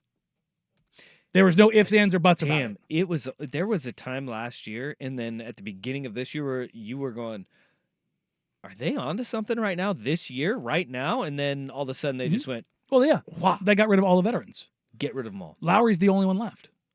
Dang. And they're not. He's 25. In their assets moving forward, I think that obviously it's Oklahoma City, and then you go way down. Then They've it's got Utah. a ton of picks. Yeah, I mean, trading off Donovan Mitchell and Rudy Gobert, they've got, 7 draft picks? 7 first-round picks? Yikes. Yeah, plus swaps. That's a good little Yeah, deal. it's a nice look. They thought Donovan Mitchell was probably going to go to Cleveland and then bolt at the end of his contract. It very much looks like Donovan Mitchell's going to re-sign there because the new CBA precludes him from moving because nobody around the league is going to have the cap space to sign him outright. They have 3 first-round picks in 2025 right now. In a draft that is loaded. They have 2 2026 first-round picks. They have 3 2027. Actually, 4 2027 first-round picks. Unprotected pick from Minnesota, unprotected pick from Cleveland, and the Lakers' top 4 protected pick, and then their own pick in 2027. They have 2 first-round picks in 2028. They have 3 first-round picks in 2029. Something's got to hit, though. The difference between them and Oklahoma City had all those picks, but they also had Shea. And they the 2025 picks that they have from Minnesota and Cleveland are unprotected. In the what is widely regarded as the best draft in over a decade. It's loaded. They will have 3 first-round picks with no protections on them. Not bad. Not a bad place to be. Not bad. Now, Uncle Minnesota's figuring some stuff out, and Cleveland's better, but you have your own pick, too. Things can go your way. It's, again, not too shabby. They don't have the guy yet. Maybe you can say Lowry is their Jalen Williams. I think that's fair. But they have a lot of other stuff they need to sort through. But they have the ammunition to go try and figure it out. It's not a guarantee, but Utah is a team that has historically and always will be built through the draft because nobody's dying to get there. No. Or the flip side of this is there's long been the thought that the Utah Jazz are loading up to trade for Luka Doncic when he becomes available, that he'll get tired in Dallas and they're going to spring the trap. Let me tell you, a Luka Doncic jersey in Utah is going to hit hard.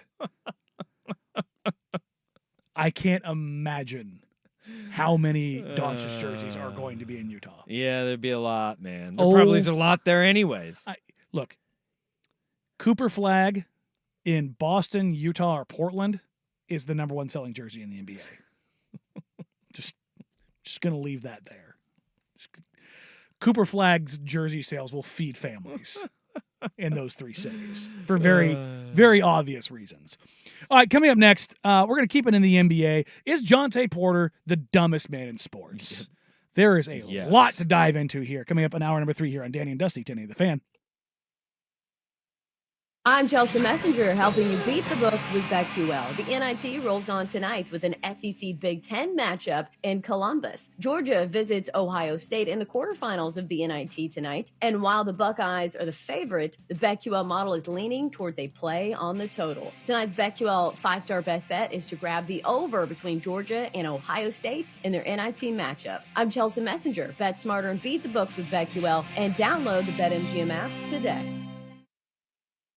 For more than half a century, contractors and trade professionals have relied on WeatherGuard for heavy-duty truck and van storage equipment, not just to protect their valuable tools, but to protect their professional reputations. For pros, the WeatherGuard badge makes a statement about what drives them. It says, "Bring it on. Been there. Done that. We've got your back," without saying a word. And the folks at WeatherGuard, they're just as driven as the hardworking pros they serve. See what it means to be driven at WeatherGuard.com. Tony Spezza here with AAA Heating and Cooling.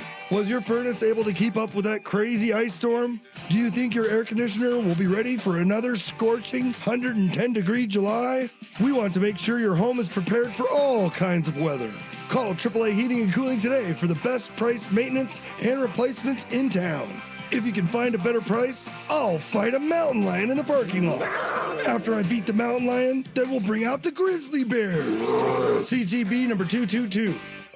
Urgent Camp Lejeune settlement message. The government will soon begin providing fast, guaranteed settlements to Camp Lejeune Marines, families, and civilians. Awards will range between $100,000 and $550,000 with an option for higher amounts. If you or a loved one spent time at Camp Lejeune and suffered cancers of the bladder, liver or kidneys, leukemia, non-Hodgkin's lymphoma, Parkinson's, or kidney issues, you may be entitled to a significant financial reward for your Camp Lejeune claim and could be paid within 60 days after accepting your settlement with your VA benefits fully protected. But the deadline for filing is fast approaching, so you need to act now. Call the James Harris Law Camp Lejeune helpline now to get the compensation you deserve. We're already fighting for thousands harmed by the water at Camp Lejeune, and with the deadline coming, you need to call now or you may forever lose your right to a settlement between $100,000 and $550,000. For your free evaluation, call 800-885-2277, 800-885-2277, 800-885-2277. Time is money. At Lafe's Auto Collision Centers, we take your time seriously. Did you know our exclusive repair process allows us to start work on your vehicle immediately? No scheduling. One call to Lafe's, we'll set up a claim, pick up and drop off your vehicle anywhere in the Northwest. Factory parts, pre-loss repairs. Remember, while other body shops work for insurers, trading cheap parts for referrals, we work for you. Need advice, diminished value, loss of use, attorney recommendations? At Lafe's, we've got you covered. Wow, honey, have you seen the electric bill? Yeah, it's out of control. But have you heard of Navien tankless water heaters? Tankless? How does that even work? Well, instead of constantly heating and storing water, it only heats water when we need it. So much more efficient than our giant tank heater. That sounds great. Let's look into Navien. Already on it. Imagine all the hot water you need only when you need it. Bulky tanks are history. Navien high-efficiency tankless is the future. Compact, wall-hung units free up floor space, lower energy bills, longer life than tanks, and a 15-year warranty. Find out more at tanklessmadesimple.com.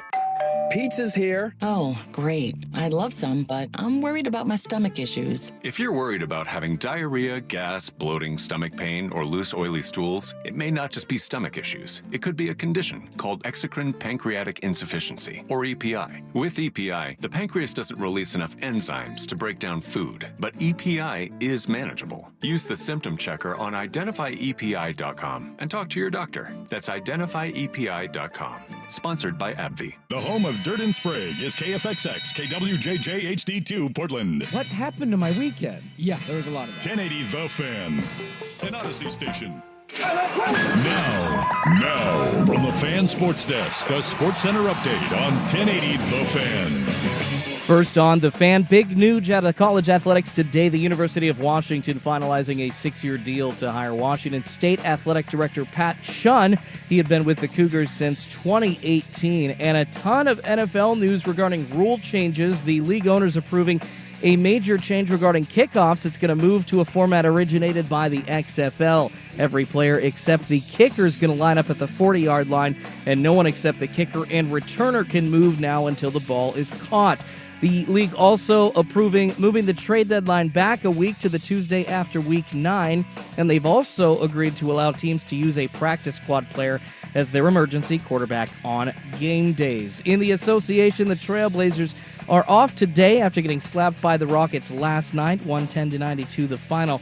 They are off to Atlanta to face the Hawks tomorrow. More sports scores and stories in 30 minutes. I'm Schultze at the 1080 The Fan Sports Desk. Listen live or on demand on the Odyssey app, the Fan's desktop player, or tell your smart speaker to play 1080 The Fan. If you can't find the humor in today's NBA, you're doing it wrong. Heat Check with Trista Crick on the Odyssey app or wherever you get your podcasts. This is Danny and Dusty. It's not your problem, Doc. You don't have to mix up in this. That is a hell of a thing for you to say to me. With Danny Meringue and Dusty, the Fan Man Hera. Go ahead. Go ahead, skin it. Skin that smoke wagon and see what happens. Danny and Dusty on the Odyssey app and 1080. I'm your Huckleberry. The Fan. Hour number 3 here on Danny and Dusty on a wonderful blustery Tuesday afternoon. Whether you're... Sun's out. Sun's out right now. Give it time. Give it 5 minutes. Half-inch of rain coming tomorrow. Whether you're listening on 1080 AM or watching on youtube.com/1080 AM The Fan or twitch.tv/1080 AM The Fan, we appreciate you. We love you. And thanks to everybody who came out to A-L-A last week.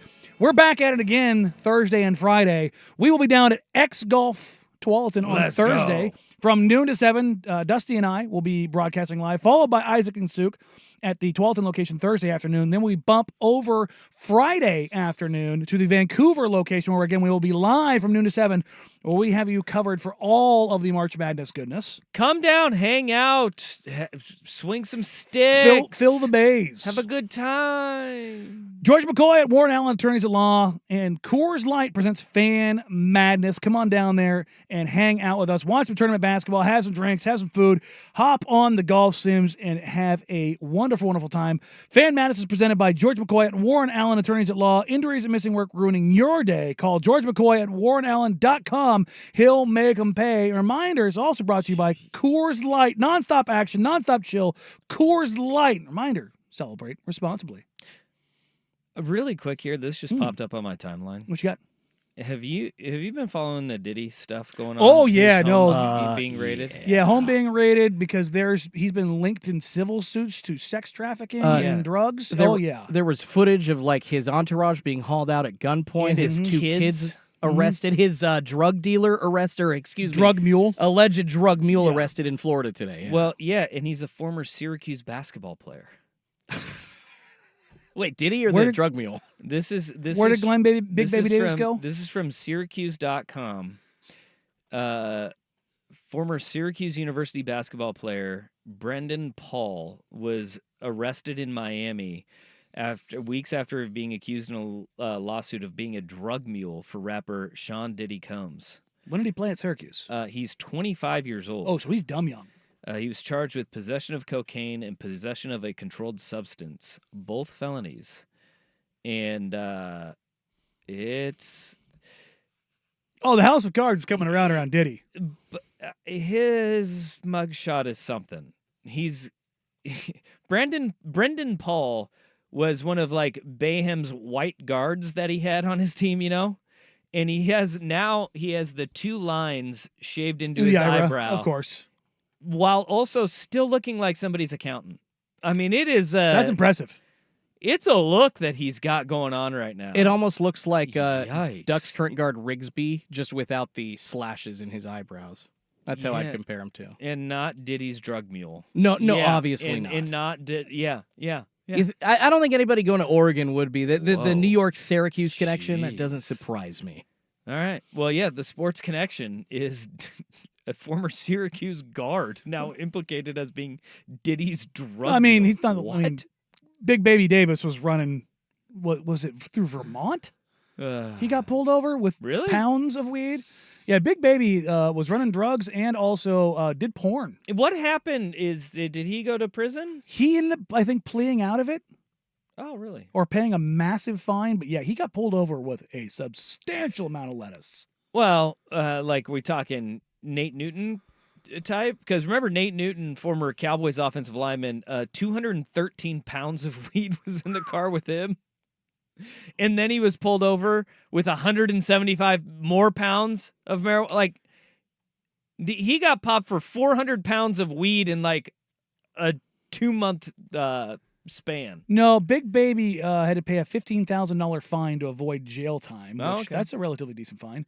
But he had a briefcase with $92,000 and 4 ounces of weed. 4 ounces. I don't know. That That's that not could, 213 pounds. No, that could actually be That's all that considered- was left. Oh, so it wasn't just like no, this. I'm drawing the line. He had a briefcase with $92,000. Sheesh. I mean, what do you think happened here? It wasn't just I'm taking this with me to hang for a couple of weeks. I No. feel like that was the little bit taken out. That was the VIG. Wow. Was the 4 ounces. That's fair. But yeah, not the first NBA player to be caught up, or basketball player to be caught up in this. Speaking of basketball players caught up in it, boy, do we have the dumbest person in sports. We thought it was Shohei Ohtani's interpreter, which that's going another way. We were eventually going to hit this scandal sooner rather than later. That it came up as Jonte Porter. The odds on this, slim to none. For those that are unaware, Jonte Porter is, yes, Michael Porter Jr.'s brother. So you can draw those lines. Nathan Hale High School. Indeed. He was on the Toronto Raptors under a 2-way contract. He is now being investigated due to prop bets involving him on January 26th and March 20th. The league and multiple authorities are looking into this.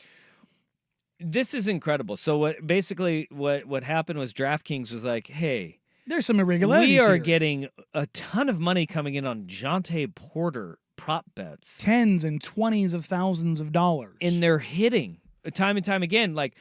And what ended up happening was they're looking at 2 games in particular where Jonte Porter ended up playing a couple of minutes. One, he left against Memphis because he got gouged in the eye, apparently, and left after 4 minutes.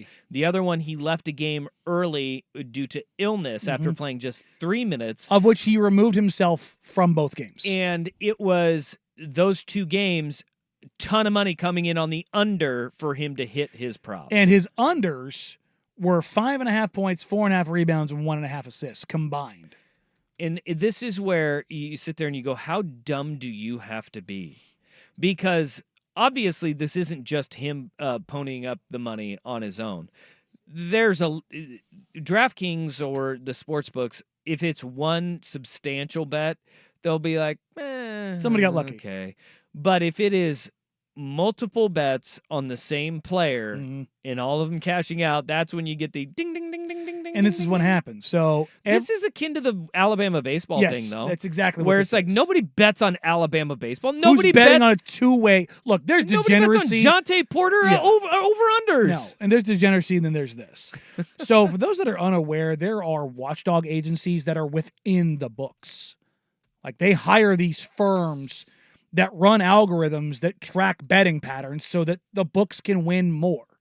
And it filters out and spits out the odd, hey, this is a strange betting pattern. You know how you log in on your phone? It has all your results. That's why the old pencil and paper, maybe if you were a dirty gambler, was the better way to go. The fact that it's all tracked now, it's a lot easier to catch people because you have the information. DraftKings is not suspicious of me. Yes. No, if you're continually losing, they love you. But what ended up happening is the next day, and they do like the sports book boss or their overseer or whoever's the analytics guy is in charge of this gets a daily report of last night's or yesterday's analysis across sports. The largest prop winner for that night was Jonte Porter across the entire NBA.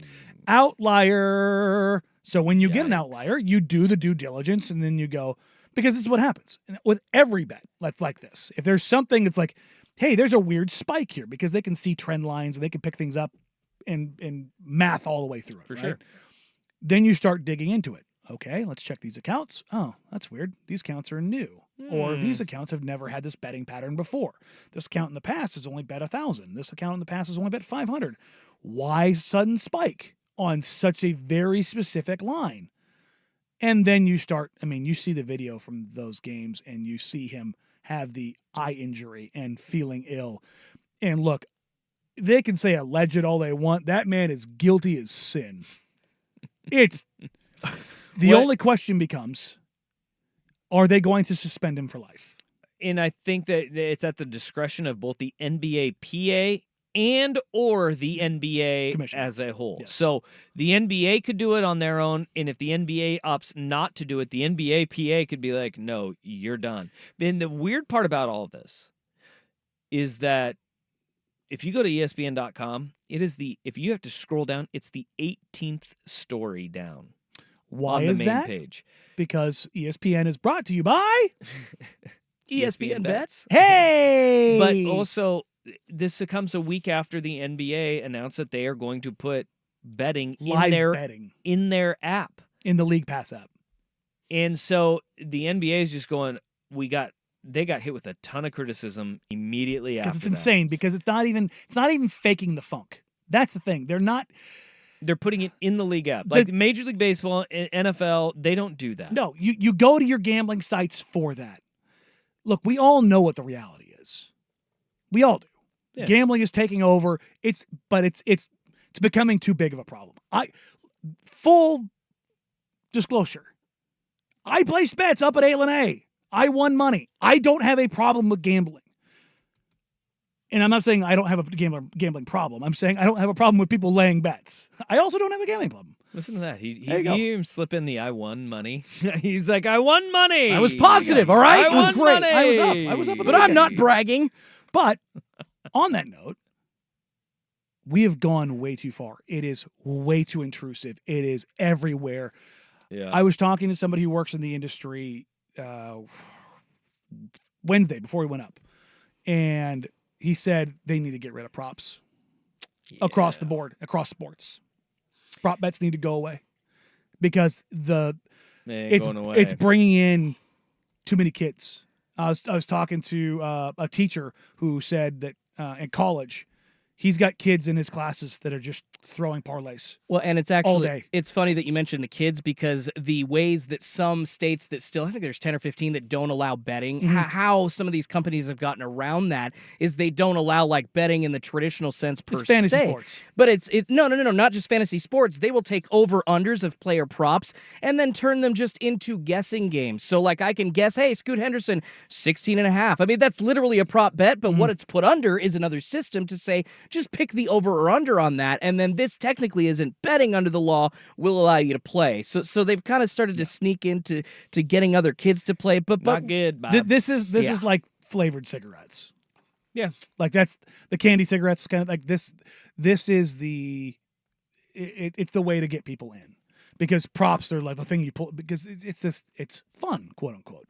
Yeah. But the bigger question here is it a good thing that Jonte Porter was the one?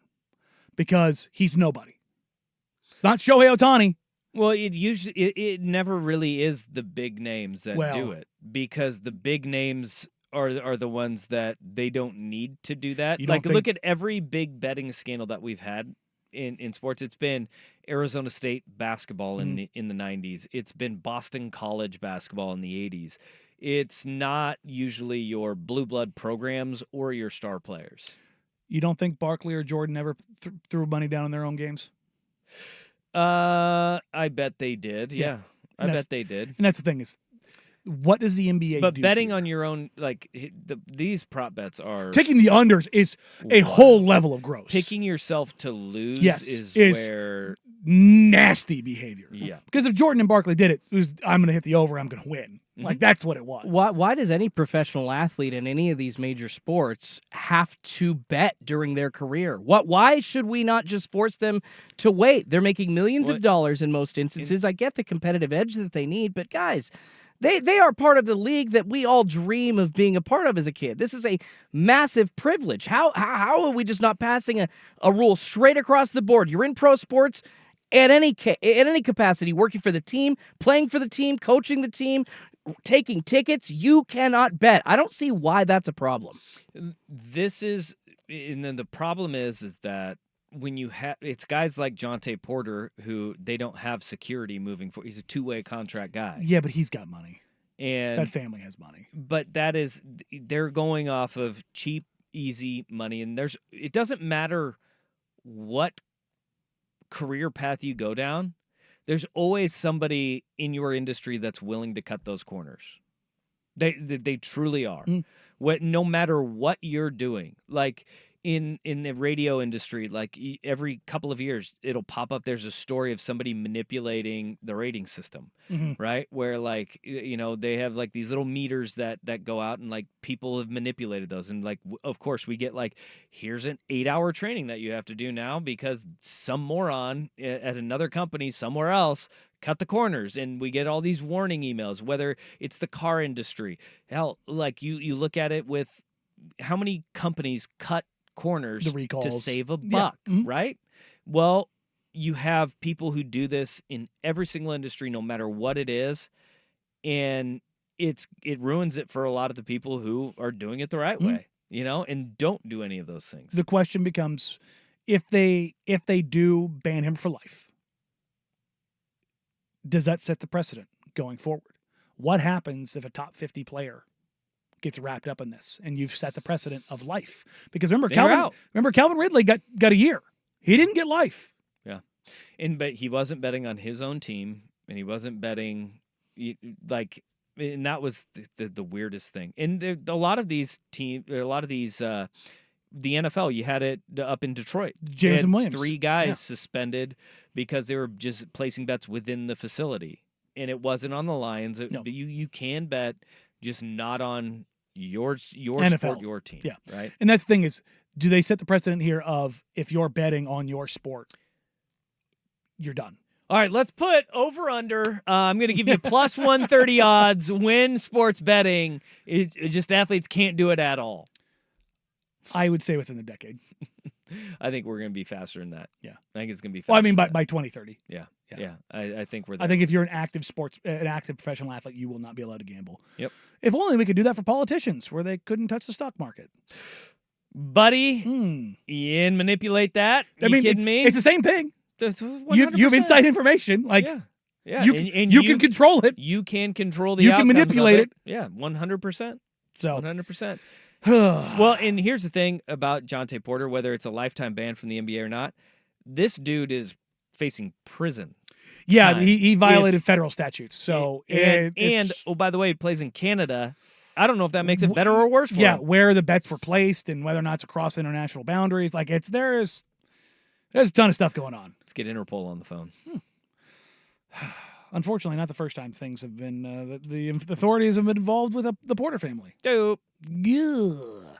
All right, coming up next, Oregon State has a chance to do something that only one other school in the country has done. Danny and Dusty, 1080 The Fan.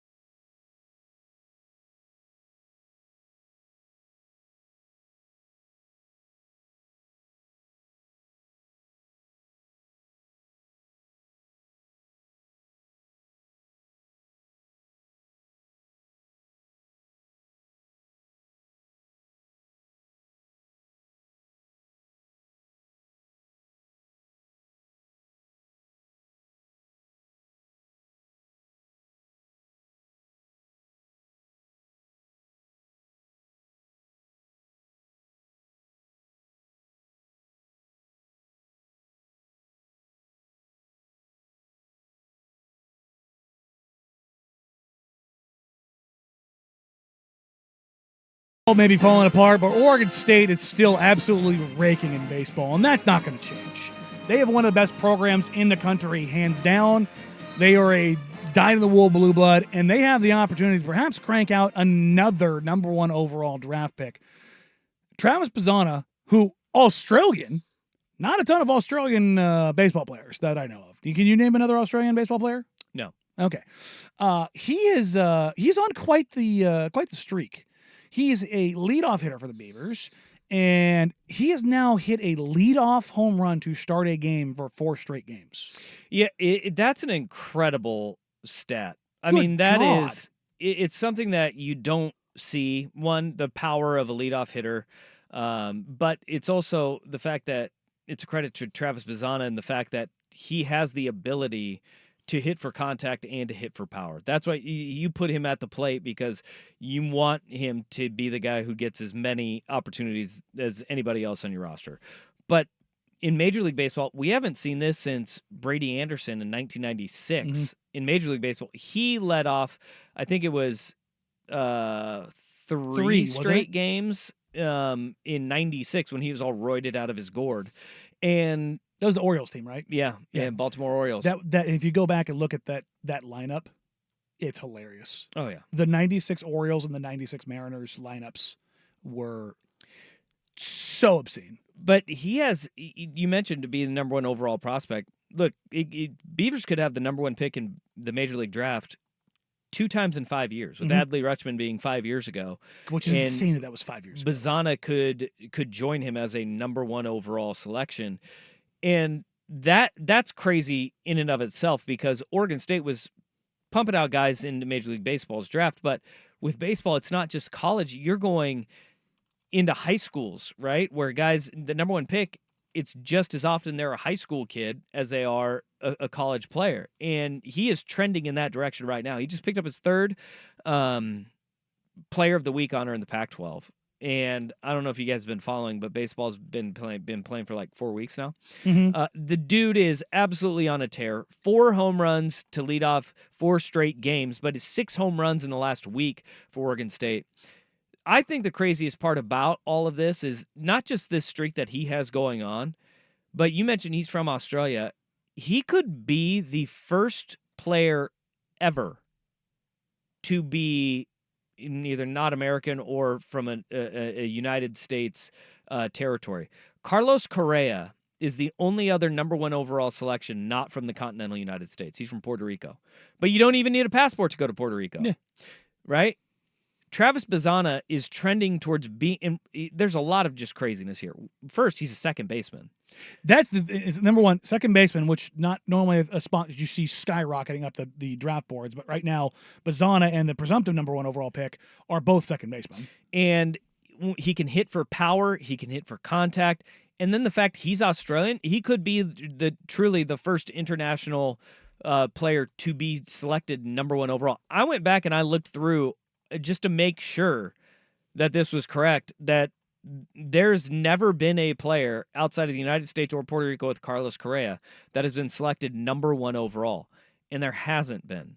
Like, that's what makes this story even more awesome, is that you have a guy from Australia who played rugby and cricket.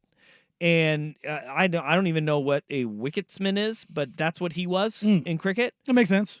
In Australia, he played rugby, track, baseball, cricket, and swinging 2 different kinds of bats.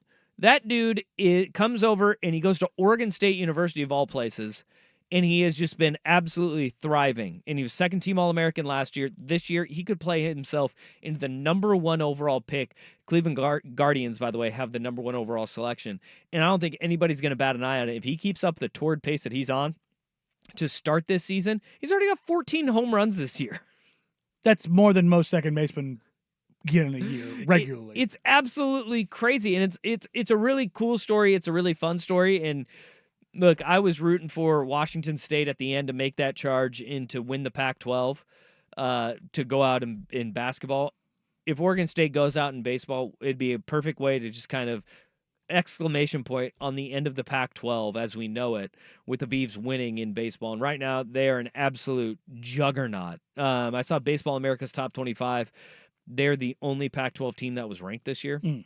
And Bazana is doing everything he can to make them a team that could be a favorite as they head into postseason play, come May. And a trip to Omaha would be a perfect way to end his career and for the Pac-12 to go out with Oregon State. I just looked it up. Oregon State has 13 first-round picks all time.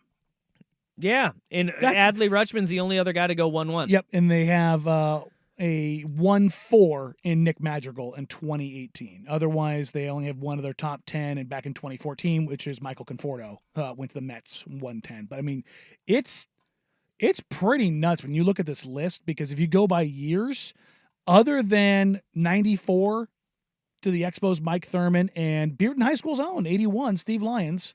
I'm sorry, one other one, Scott Christman in 93. So you've got 10 of their 13 have been in the last 15 years. Yep. They're absolute. And again, those are just first rounders. When you start scrolling through here, holy shnikes, has Oregon State put out a lot of players in the majors over the last 20 years. And Bazana's really fun to say. A Bazana bomb? Yeah.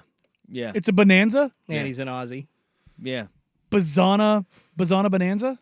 Tasmanian Bazana. You can. They don't like that because that's a different country. Tasmania? Yeah. That's a different country? Yeah. Are you sure about that? Yeah, positive. It's a different country? Tasmania's off the coast of Australia. I thought it was little like teeny a tiny state. country. No, it's a little teeny tiny country. I have this little piece of trivia. I didn't know this about Major League. There's been one, I imagine, in all sports, there's one player who was drafted number 1 overall twice in Major League Baseball's draft. Danny Goodwin in 1971 was the number 1 overall pick out of high school. He opted to go to Southern University, and he was like a 3-time All-American. Was drafted number 1 overall in 1975 as well. And I still don't know who he is. It was the White Sox and the Angels. Both took him number 1 overall. And he obviously failed in MLB after a few years, right? Because Danny Goodwin, that's not a name I ever think of. 252 games. So season and a half. 707 plate appearances, and he hit 236 and 13 dangers, 81 RBI. Go number 1 twice and not live up to that. Yeah, God. The anti-Bryce Harper. The anti-Bryce Harper. That's a journeyman right there. That's crazy. Sheesh. That's not even a journeyman. He only played a year and a half. That's a cup of coffee. Holy smokes. Well, that's a journey. If you sit on a roster for 10 years and play 40 games a year, technically that's a journeyman, right? Yeah. All right. This next story, I have to go down this road because it's fun. I keep talking about bringing back the nastiness in baseball or basketball, bring back rivalries. I had to confirm this story with the draft analyst and scout. But coming up next, there are 2 projected top 10 picks.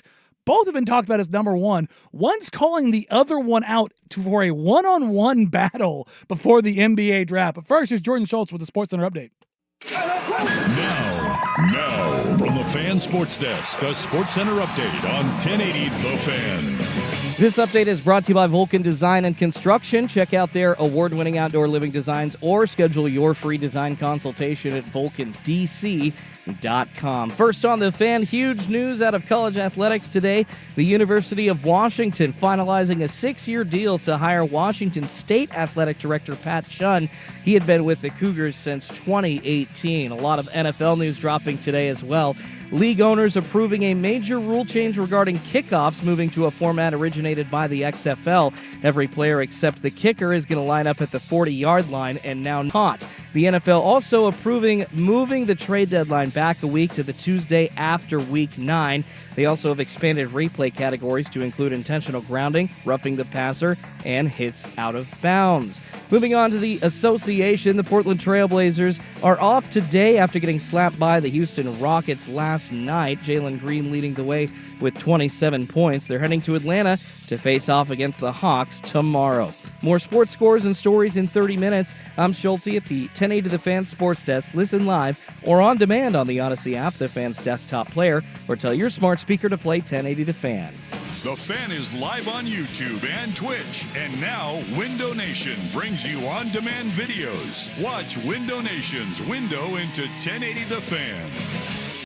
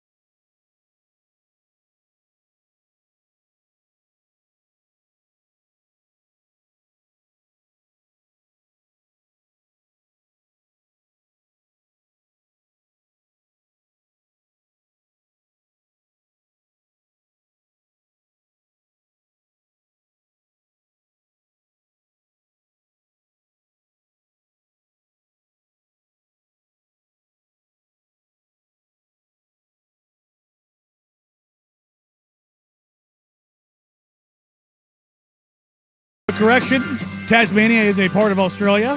Thank you to the 37 people on the text line. It caught me by surprise because I was pretty sure about that, and you were like, "No, it's not it." I was staunchly in support of it because I did a book report on it in second grade, and it was its own independent nation until 1901, which is again 123 years ago. But in my head, Only off by 123 years. I just remember it being a country at some point in time and just stuck with it. So that hot 1800s Tasmania knowledge. Yeah. So right. my second grade book report knowledge on Tasmania was outdated. The Bazanian Devil is still in play then. There you go. Yeah, they can go with All it. right, there we go. Just to throw another fun Australian fact, former Mariner Chris Snelling was Australian. And I'm not sure if he was the first one in Major League Baseball, but he was one of the first. Didn't last long. God, like 2-year journeyman. I think he got injured, played like a day for the Phillies, but no. One of the very well and only known Australian players in MLB, Chris Snelling. Yeah, Chris Snelling did not predate the first Australian, who was Joe Quinn. Okay. Making his debut for the St. Louis Maroons in April of 1884. Back when Tasmania was its own country. Damn right! And the Maroons were a Major League Baseball team, apparently. Holy crap. The Aussies infiltrating long ago. There's actually quite a few. There's more than I had thought when I go down this list of Australian Major League Baseball players. Well, what ends up happening is the criminals leave the island. Yeah, well. I don't know, who's the most famous one on the list? There's 33 that were born in Australia. Is there a single name we recognize?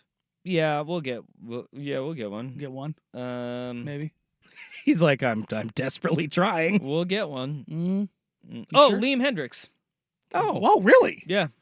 White Sox Well, pitcher. yeah, no, his name's Liam. Never mind. Liam. That tracks. Yeah. Yeah. Yep. Let's see here. It's hard press. Slim pickings, huh? So Liam Hendricks. Okay. Didn't they have Chris Oxspring. No. No, you don't remember him? I'm a baseball fiend, and I don't remember him. But didn't they have a World Ryan, Baseball Classic hey, another team? Mariner for you, Ryan Roland Smith. Oh, why did I forget the hyphen? He is one of the most fun guys to be around. Didn't Australia have a team in the World Baseball Classic? Yeah, they do. They did. Okay. I don't think anybody of note. So did Great Britain. So I guess that's fair too. Yeah. So Who can forget the great Glenn Williams? that's a basketball name. I feel like what I'm learning here is there are 3 teams that really love them some Aussies. The Mariners, the Twins, and the Detroit Tigers. They're the Gonzaga of Major League Baseball, where they scour Yeah. the earth for, Yeah. hey, maybe you could swing a bat. Dude, that was the great part. Randy Bennett at St. Mary's, he was the first one to get into Australia and really get guys out of Australia and see Australia as a huge recruiting tool, and it hasn't stopped. Wasn't there like a Disney movie about a scout that went to India to get a cricket player? Yeah, that sounds the air so up there familiar. with Kevin Bacon. It's the same. It's the same. No, it's the same thing, just with baseball and cricket. There's zero difference. No, that was a real life. That happened. It was a reality show in India. Yeah. And like, if you won the reality show, like you got a chance to play An invite to camp or in something. Major League Baseball, which was we're gonna just lug you around the minors for a while. Yeah. But you selling that dream, But I baby. mean, they're swinging bats. Yeah, They're throwing just the ball like wickets. 130 miles an hour. Yeah. It just bounces off the ground first, which is most pitchers. I mean, have you seen most Find your way. pitchers? Find your way. That's how it goes. Keeping it in lockstep with the international theme, we Okay. talked about the NBA draft a little bit during the show earlier, and we mentioned both these prospects. Modest Buzelis formerly of the G League Ignite, which is going to disappear as soon as the season is over. Oh, no, what are we going to do without it? And Zachary Rizachet from JL Borg in France. And Rizachet is a guy who's been listed potentially as a number 1 pick. He's a 6'9.5", 6'10" forward who can shoot the living hell out of the ball. Shooting 45+% from 3 on the season and on volume. The man can shoot. That is the thing that gets him going. Buzelis is a 6'10", supposed to be shooter, shot really well in high school, shot like crap in the G League. No way. You know, it happens. But if you believe in him, that's the thing. Is like you believe in his ability to maybe take some guys off the dribble, to be a plus shooter, all of those things. Well, he did an interview back in Lithuania, And he said he wanted to challenge Zach Rizachet to a one-on-one showdown during the NBA pre-draft process. And he said, of course I want to see him one-on-one. He just doesn't want to do that with me. His agent will not do that with me, and I know he won't. It's a business decision. My advantage is I have everything over him when he was asked about his main advantage in a head-to-head. Oh. Oh! How much taller is he? I mean, you're talking about 6'10 versus probably 6'10. Buzelis is listed at 6'11. I saw him play live twice. I don't think he's 6'11. I think we need to get this to happen because we want Buzelis to win this game so Rizachet kind of bumps his way down to Portland, right? Can we do this? Unless you really... Look, I am out on Buzelis and Ron Holland. I don't think they are guys that Portland should target. The Blazers have done pretty well in the draft when they've targeted guys. If they think that Buzelis is that guy... go with God. I want this game to happen, and I want Buzelis to win and Rizachet to just be moving on down to wherever Portland's picking, unless it's number one. I like the way Buzelis is moving here. Yeah. He wants the smoke. Let's go. Like, this isn't buddy-buddy AAU EYBL stuff. This is, nah, man, you're in my draft slot. You're costing me money. Let me show you I have more game than you. Man. All right. I hope he keeps this same energy in the league when they go head-to-head. Look, we've already seen with Chet and Wemby in their matchups. Yeah. They want to tear each other's heads off. Sure. Give me more bad blood. I want more bad blood. Let's go. Bring me the nasty. I want this. I've watched every second of Rizachet's tape this year in France. He plays with some attitude. He's nasty. Although he's French, I don't know if his agent is the same as everybody. So Bouna Njai is the rep for Batum and basically every other French player. If he's his agent, I would bet pretty strongly that he doesn't want him playing Modest, because right now this is very much like not throwing at the combine. You're only hurting yourself. Play the game. I want to see it.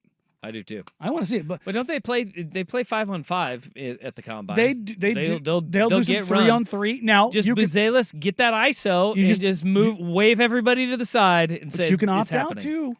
It's happening now. Also, I hope that the NBA. I would love if the NFL did this. If you're going to participate in the combine, unless you're injured, you have to participate in every event. Same thing with the NBA. Can't pick and choose. If you're going to participate in the combine, every event. I think the hard part with that, though, is the medicals that go into the day before and after the combine. Like, there's some guys who are like, dude, my body is just beat up after going through that. They don't go through the combine. Okay. I mean, good luck with that. Just saying. Yeah. I don't think you're ever going to get that. I don't either, but I can hope. I can hope. But I like this. I like there's a little spiciness. There's a little pizzazz here. Yeah. Buzelis versus Rizachet. Two guys that most of us have never heard of. If for nothing else, watching people who have no idea who they are trying to say their names. Yeah. Who is Buzelis and Rizaker? Yeah, I woke up in like France or something. That's kind of what it feels like. Rise Archer. Yeah. You're getting a lot of Rise Archers there. Buzelis is Buzelis? Yeah. Buzelis? Buzelis. Ooh, I can see a Buzelis in there. That'll get. Yeah, you lean into one of the consonants. That's what you always do. All right. I just need more of this. I like boozy. Let's just go boozy. Call him boozy. That's if I were an announcer, I'd just be like, or just booze. What? That's even better. Carlos Boozer's over here. What's the other guy's name? Rizachet. Reese versus Booze. You're done. Okay. I'm like, all right, you read the rest of the names if you want, but that's what I'm calling. It's weird because I was going to go with Matt versus Zach. That's even better. Perfect. So, all right, coming up, we'll get ready to hand you off to Isaac Asuk here, coming up on Danny and Dusty, 1080 The Fan. Hello, sports fans, and welcome to Prime Time.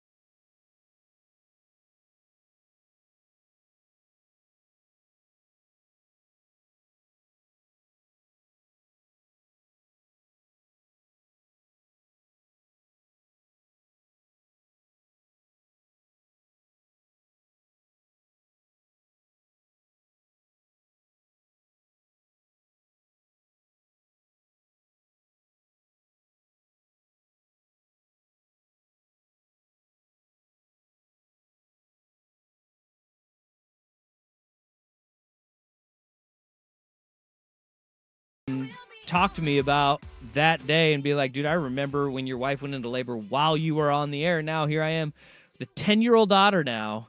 So happy birthday to sweet Evelyn. Taylor Swift. She's a big Swiftie. Happy birthday, Ev. Yeah. So that was one of those things that that was a wild day. And I remember the look. I was like in the ear of Isaac and Suk. I said, hey guys, like Lindsay's going into labor.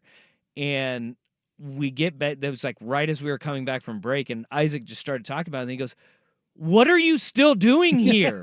Like, leave. Go. We'll I was figure like, it out. We can get to because it was a 45. It was like, well, we can get to the end of the hour. We're fine. And it turned out that it was about 12 hours later. You had time. We had plenty of time. But Isaac was just sitting there like, leave. Get out of here now, moron. And so here we are a decade later. There you go. I still don't know what I'm doing. Parenting. Wait. My son's been here the whole time. He just heard that. Can't let those secrets out of the bag. Nope. Dang it. Well, happy birthday, Ev. 10 years old. Crazy. All right. That'll do it for us on this Tuesday. Guess what we got tomorrow? Got one more day in studio. That's right. It is our last day in studio, and it's going to be a rainy day tomorrow. Half-inch rain tomorrow. Sun will come out Thursday and Friday, which means you can come join us indoors at X Golf Tualatin Thursday and X Golf Vancouver Friday. That's what I'm talking about. Hey. That's what I'm talking about. All right. Have a great Tuesday, everybody. We'll see you Wednesday from noon to 3 right here on The Fan. Bye.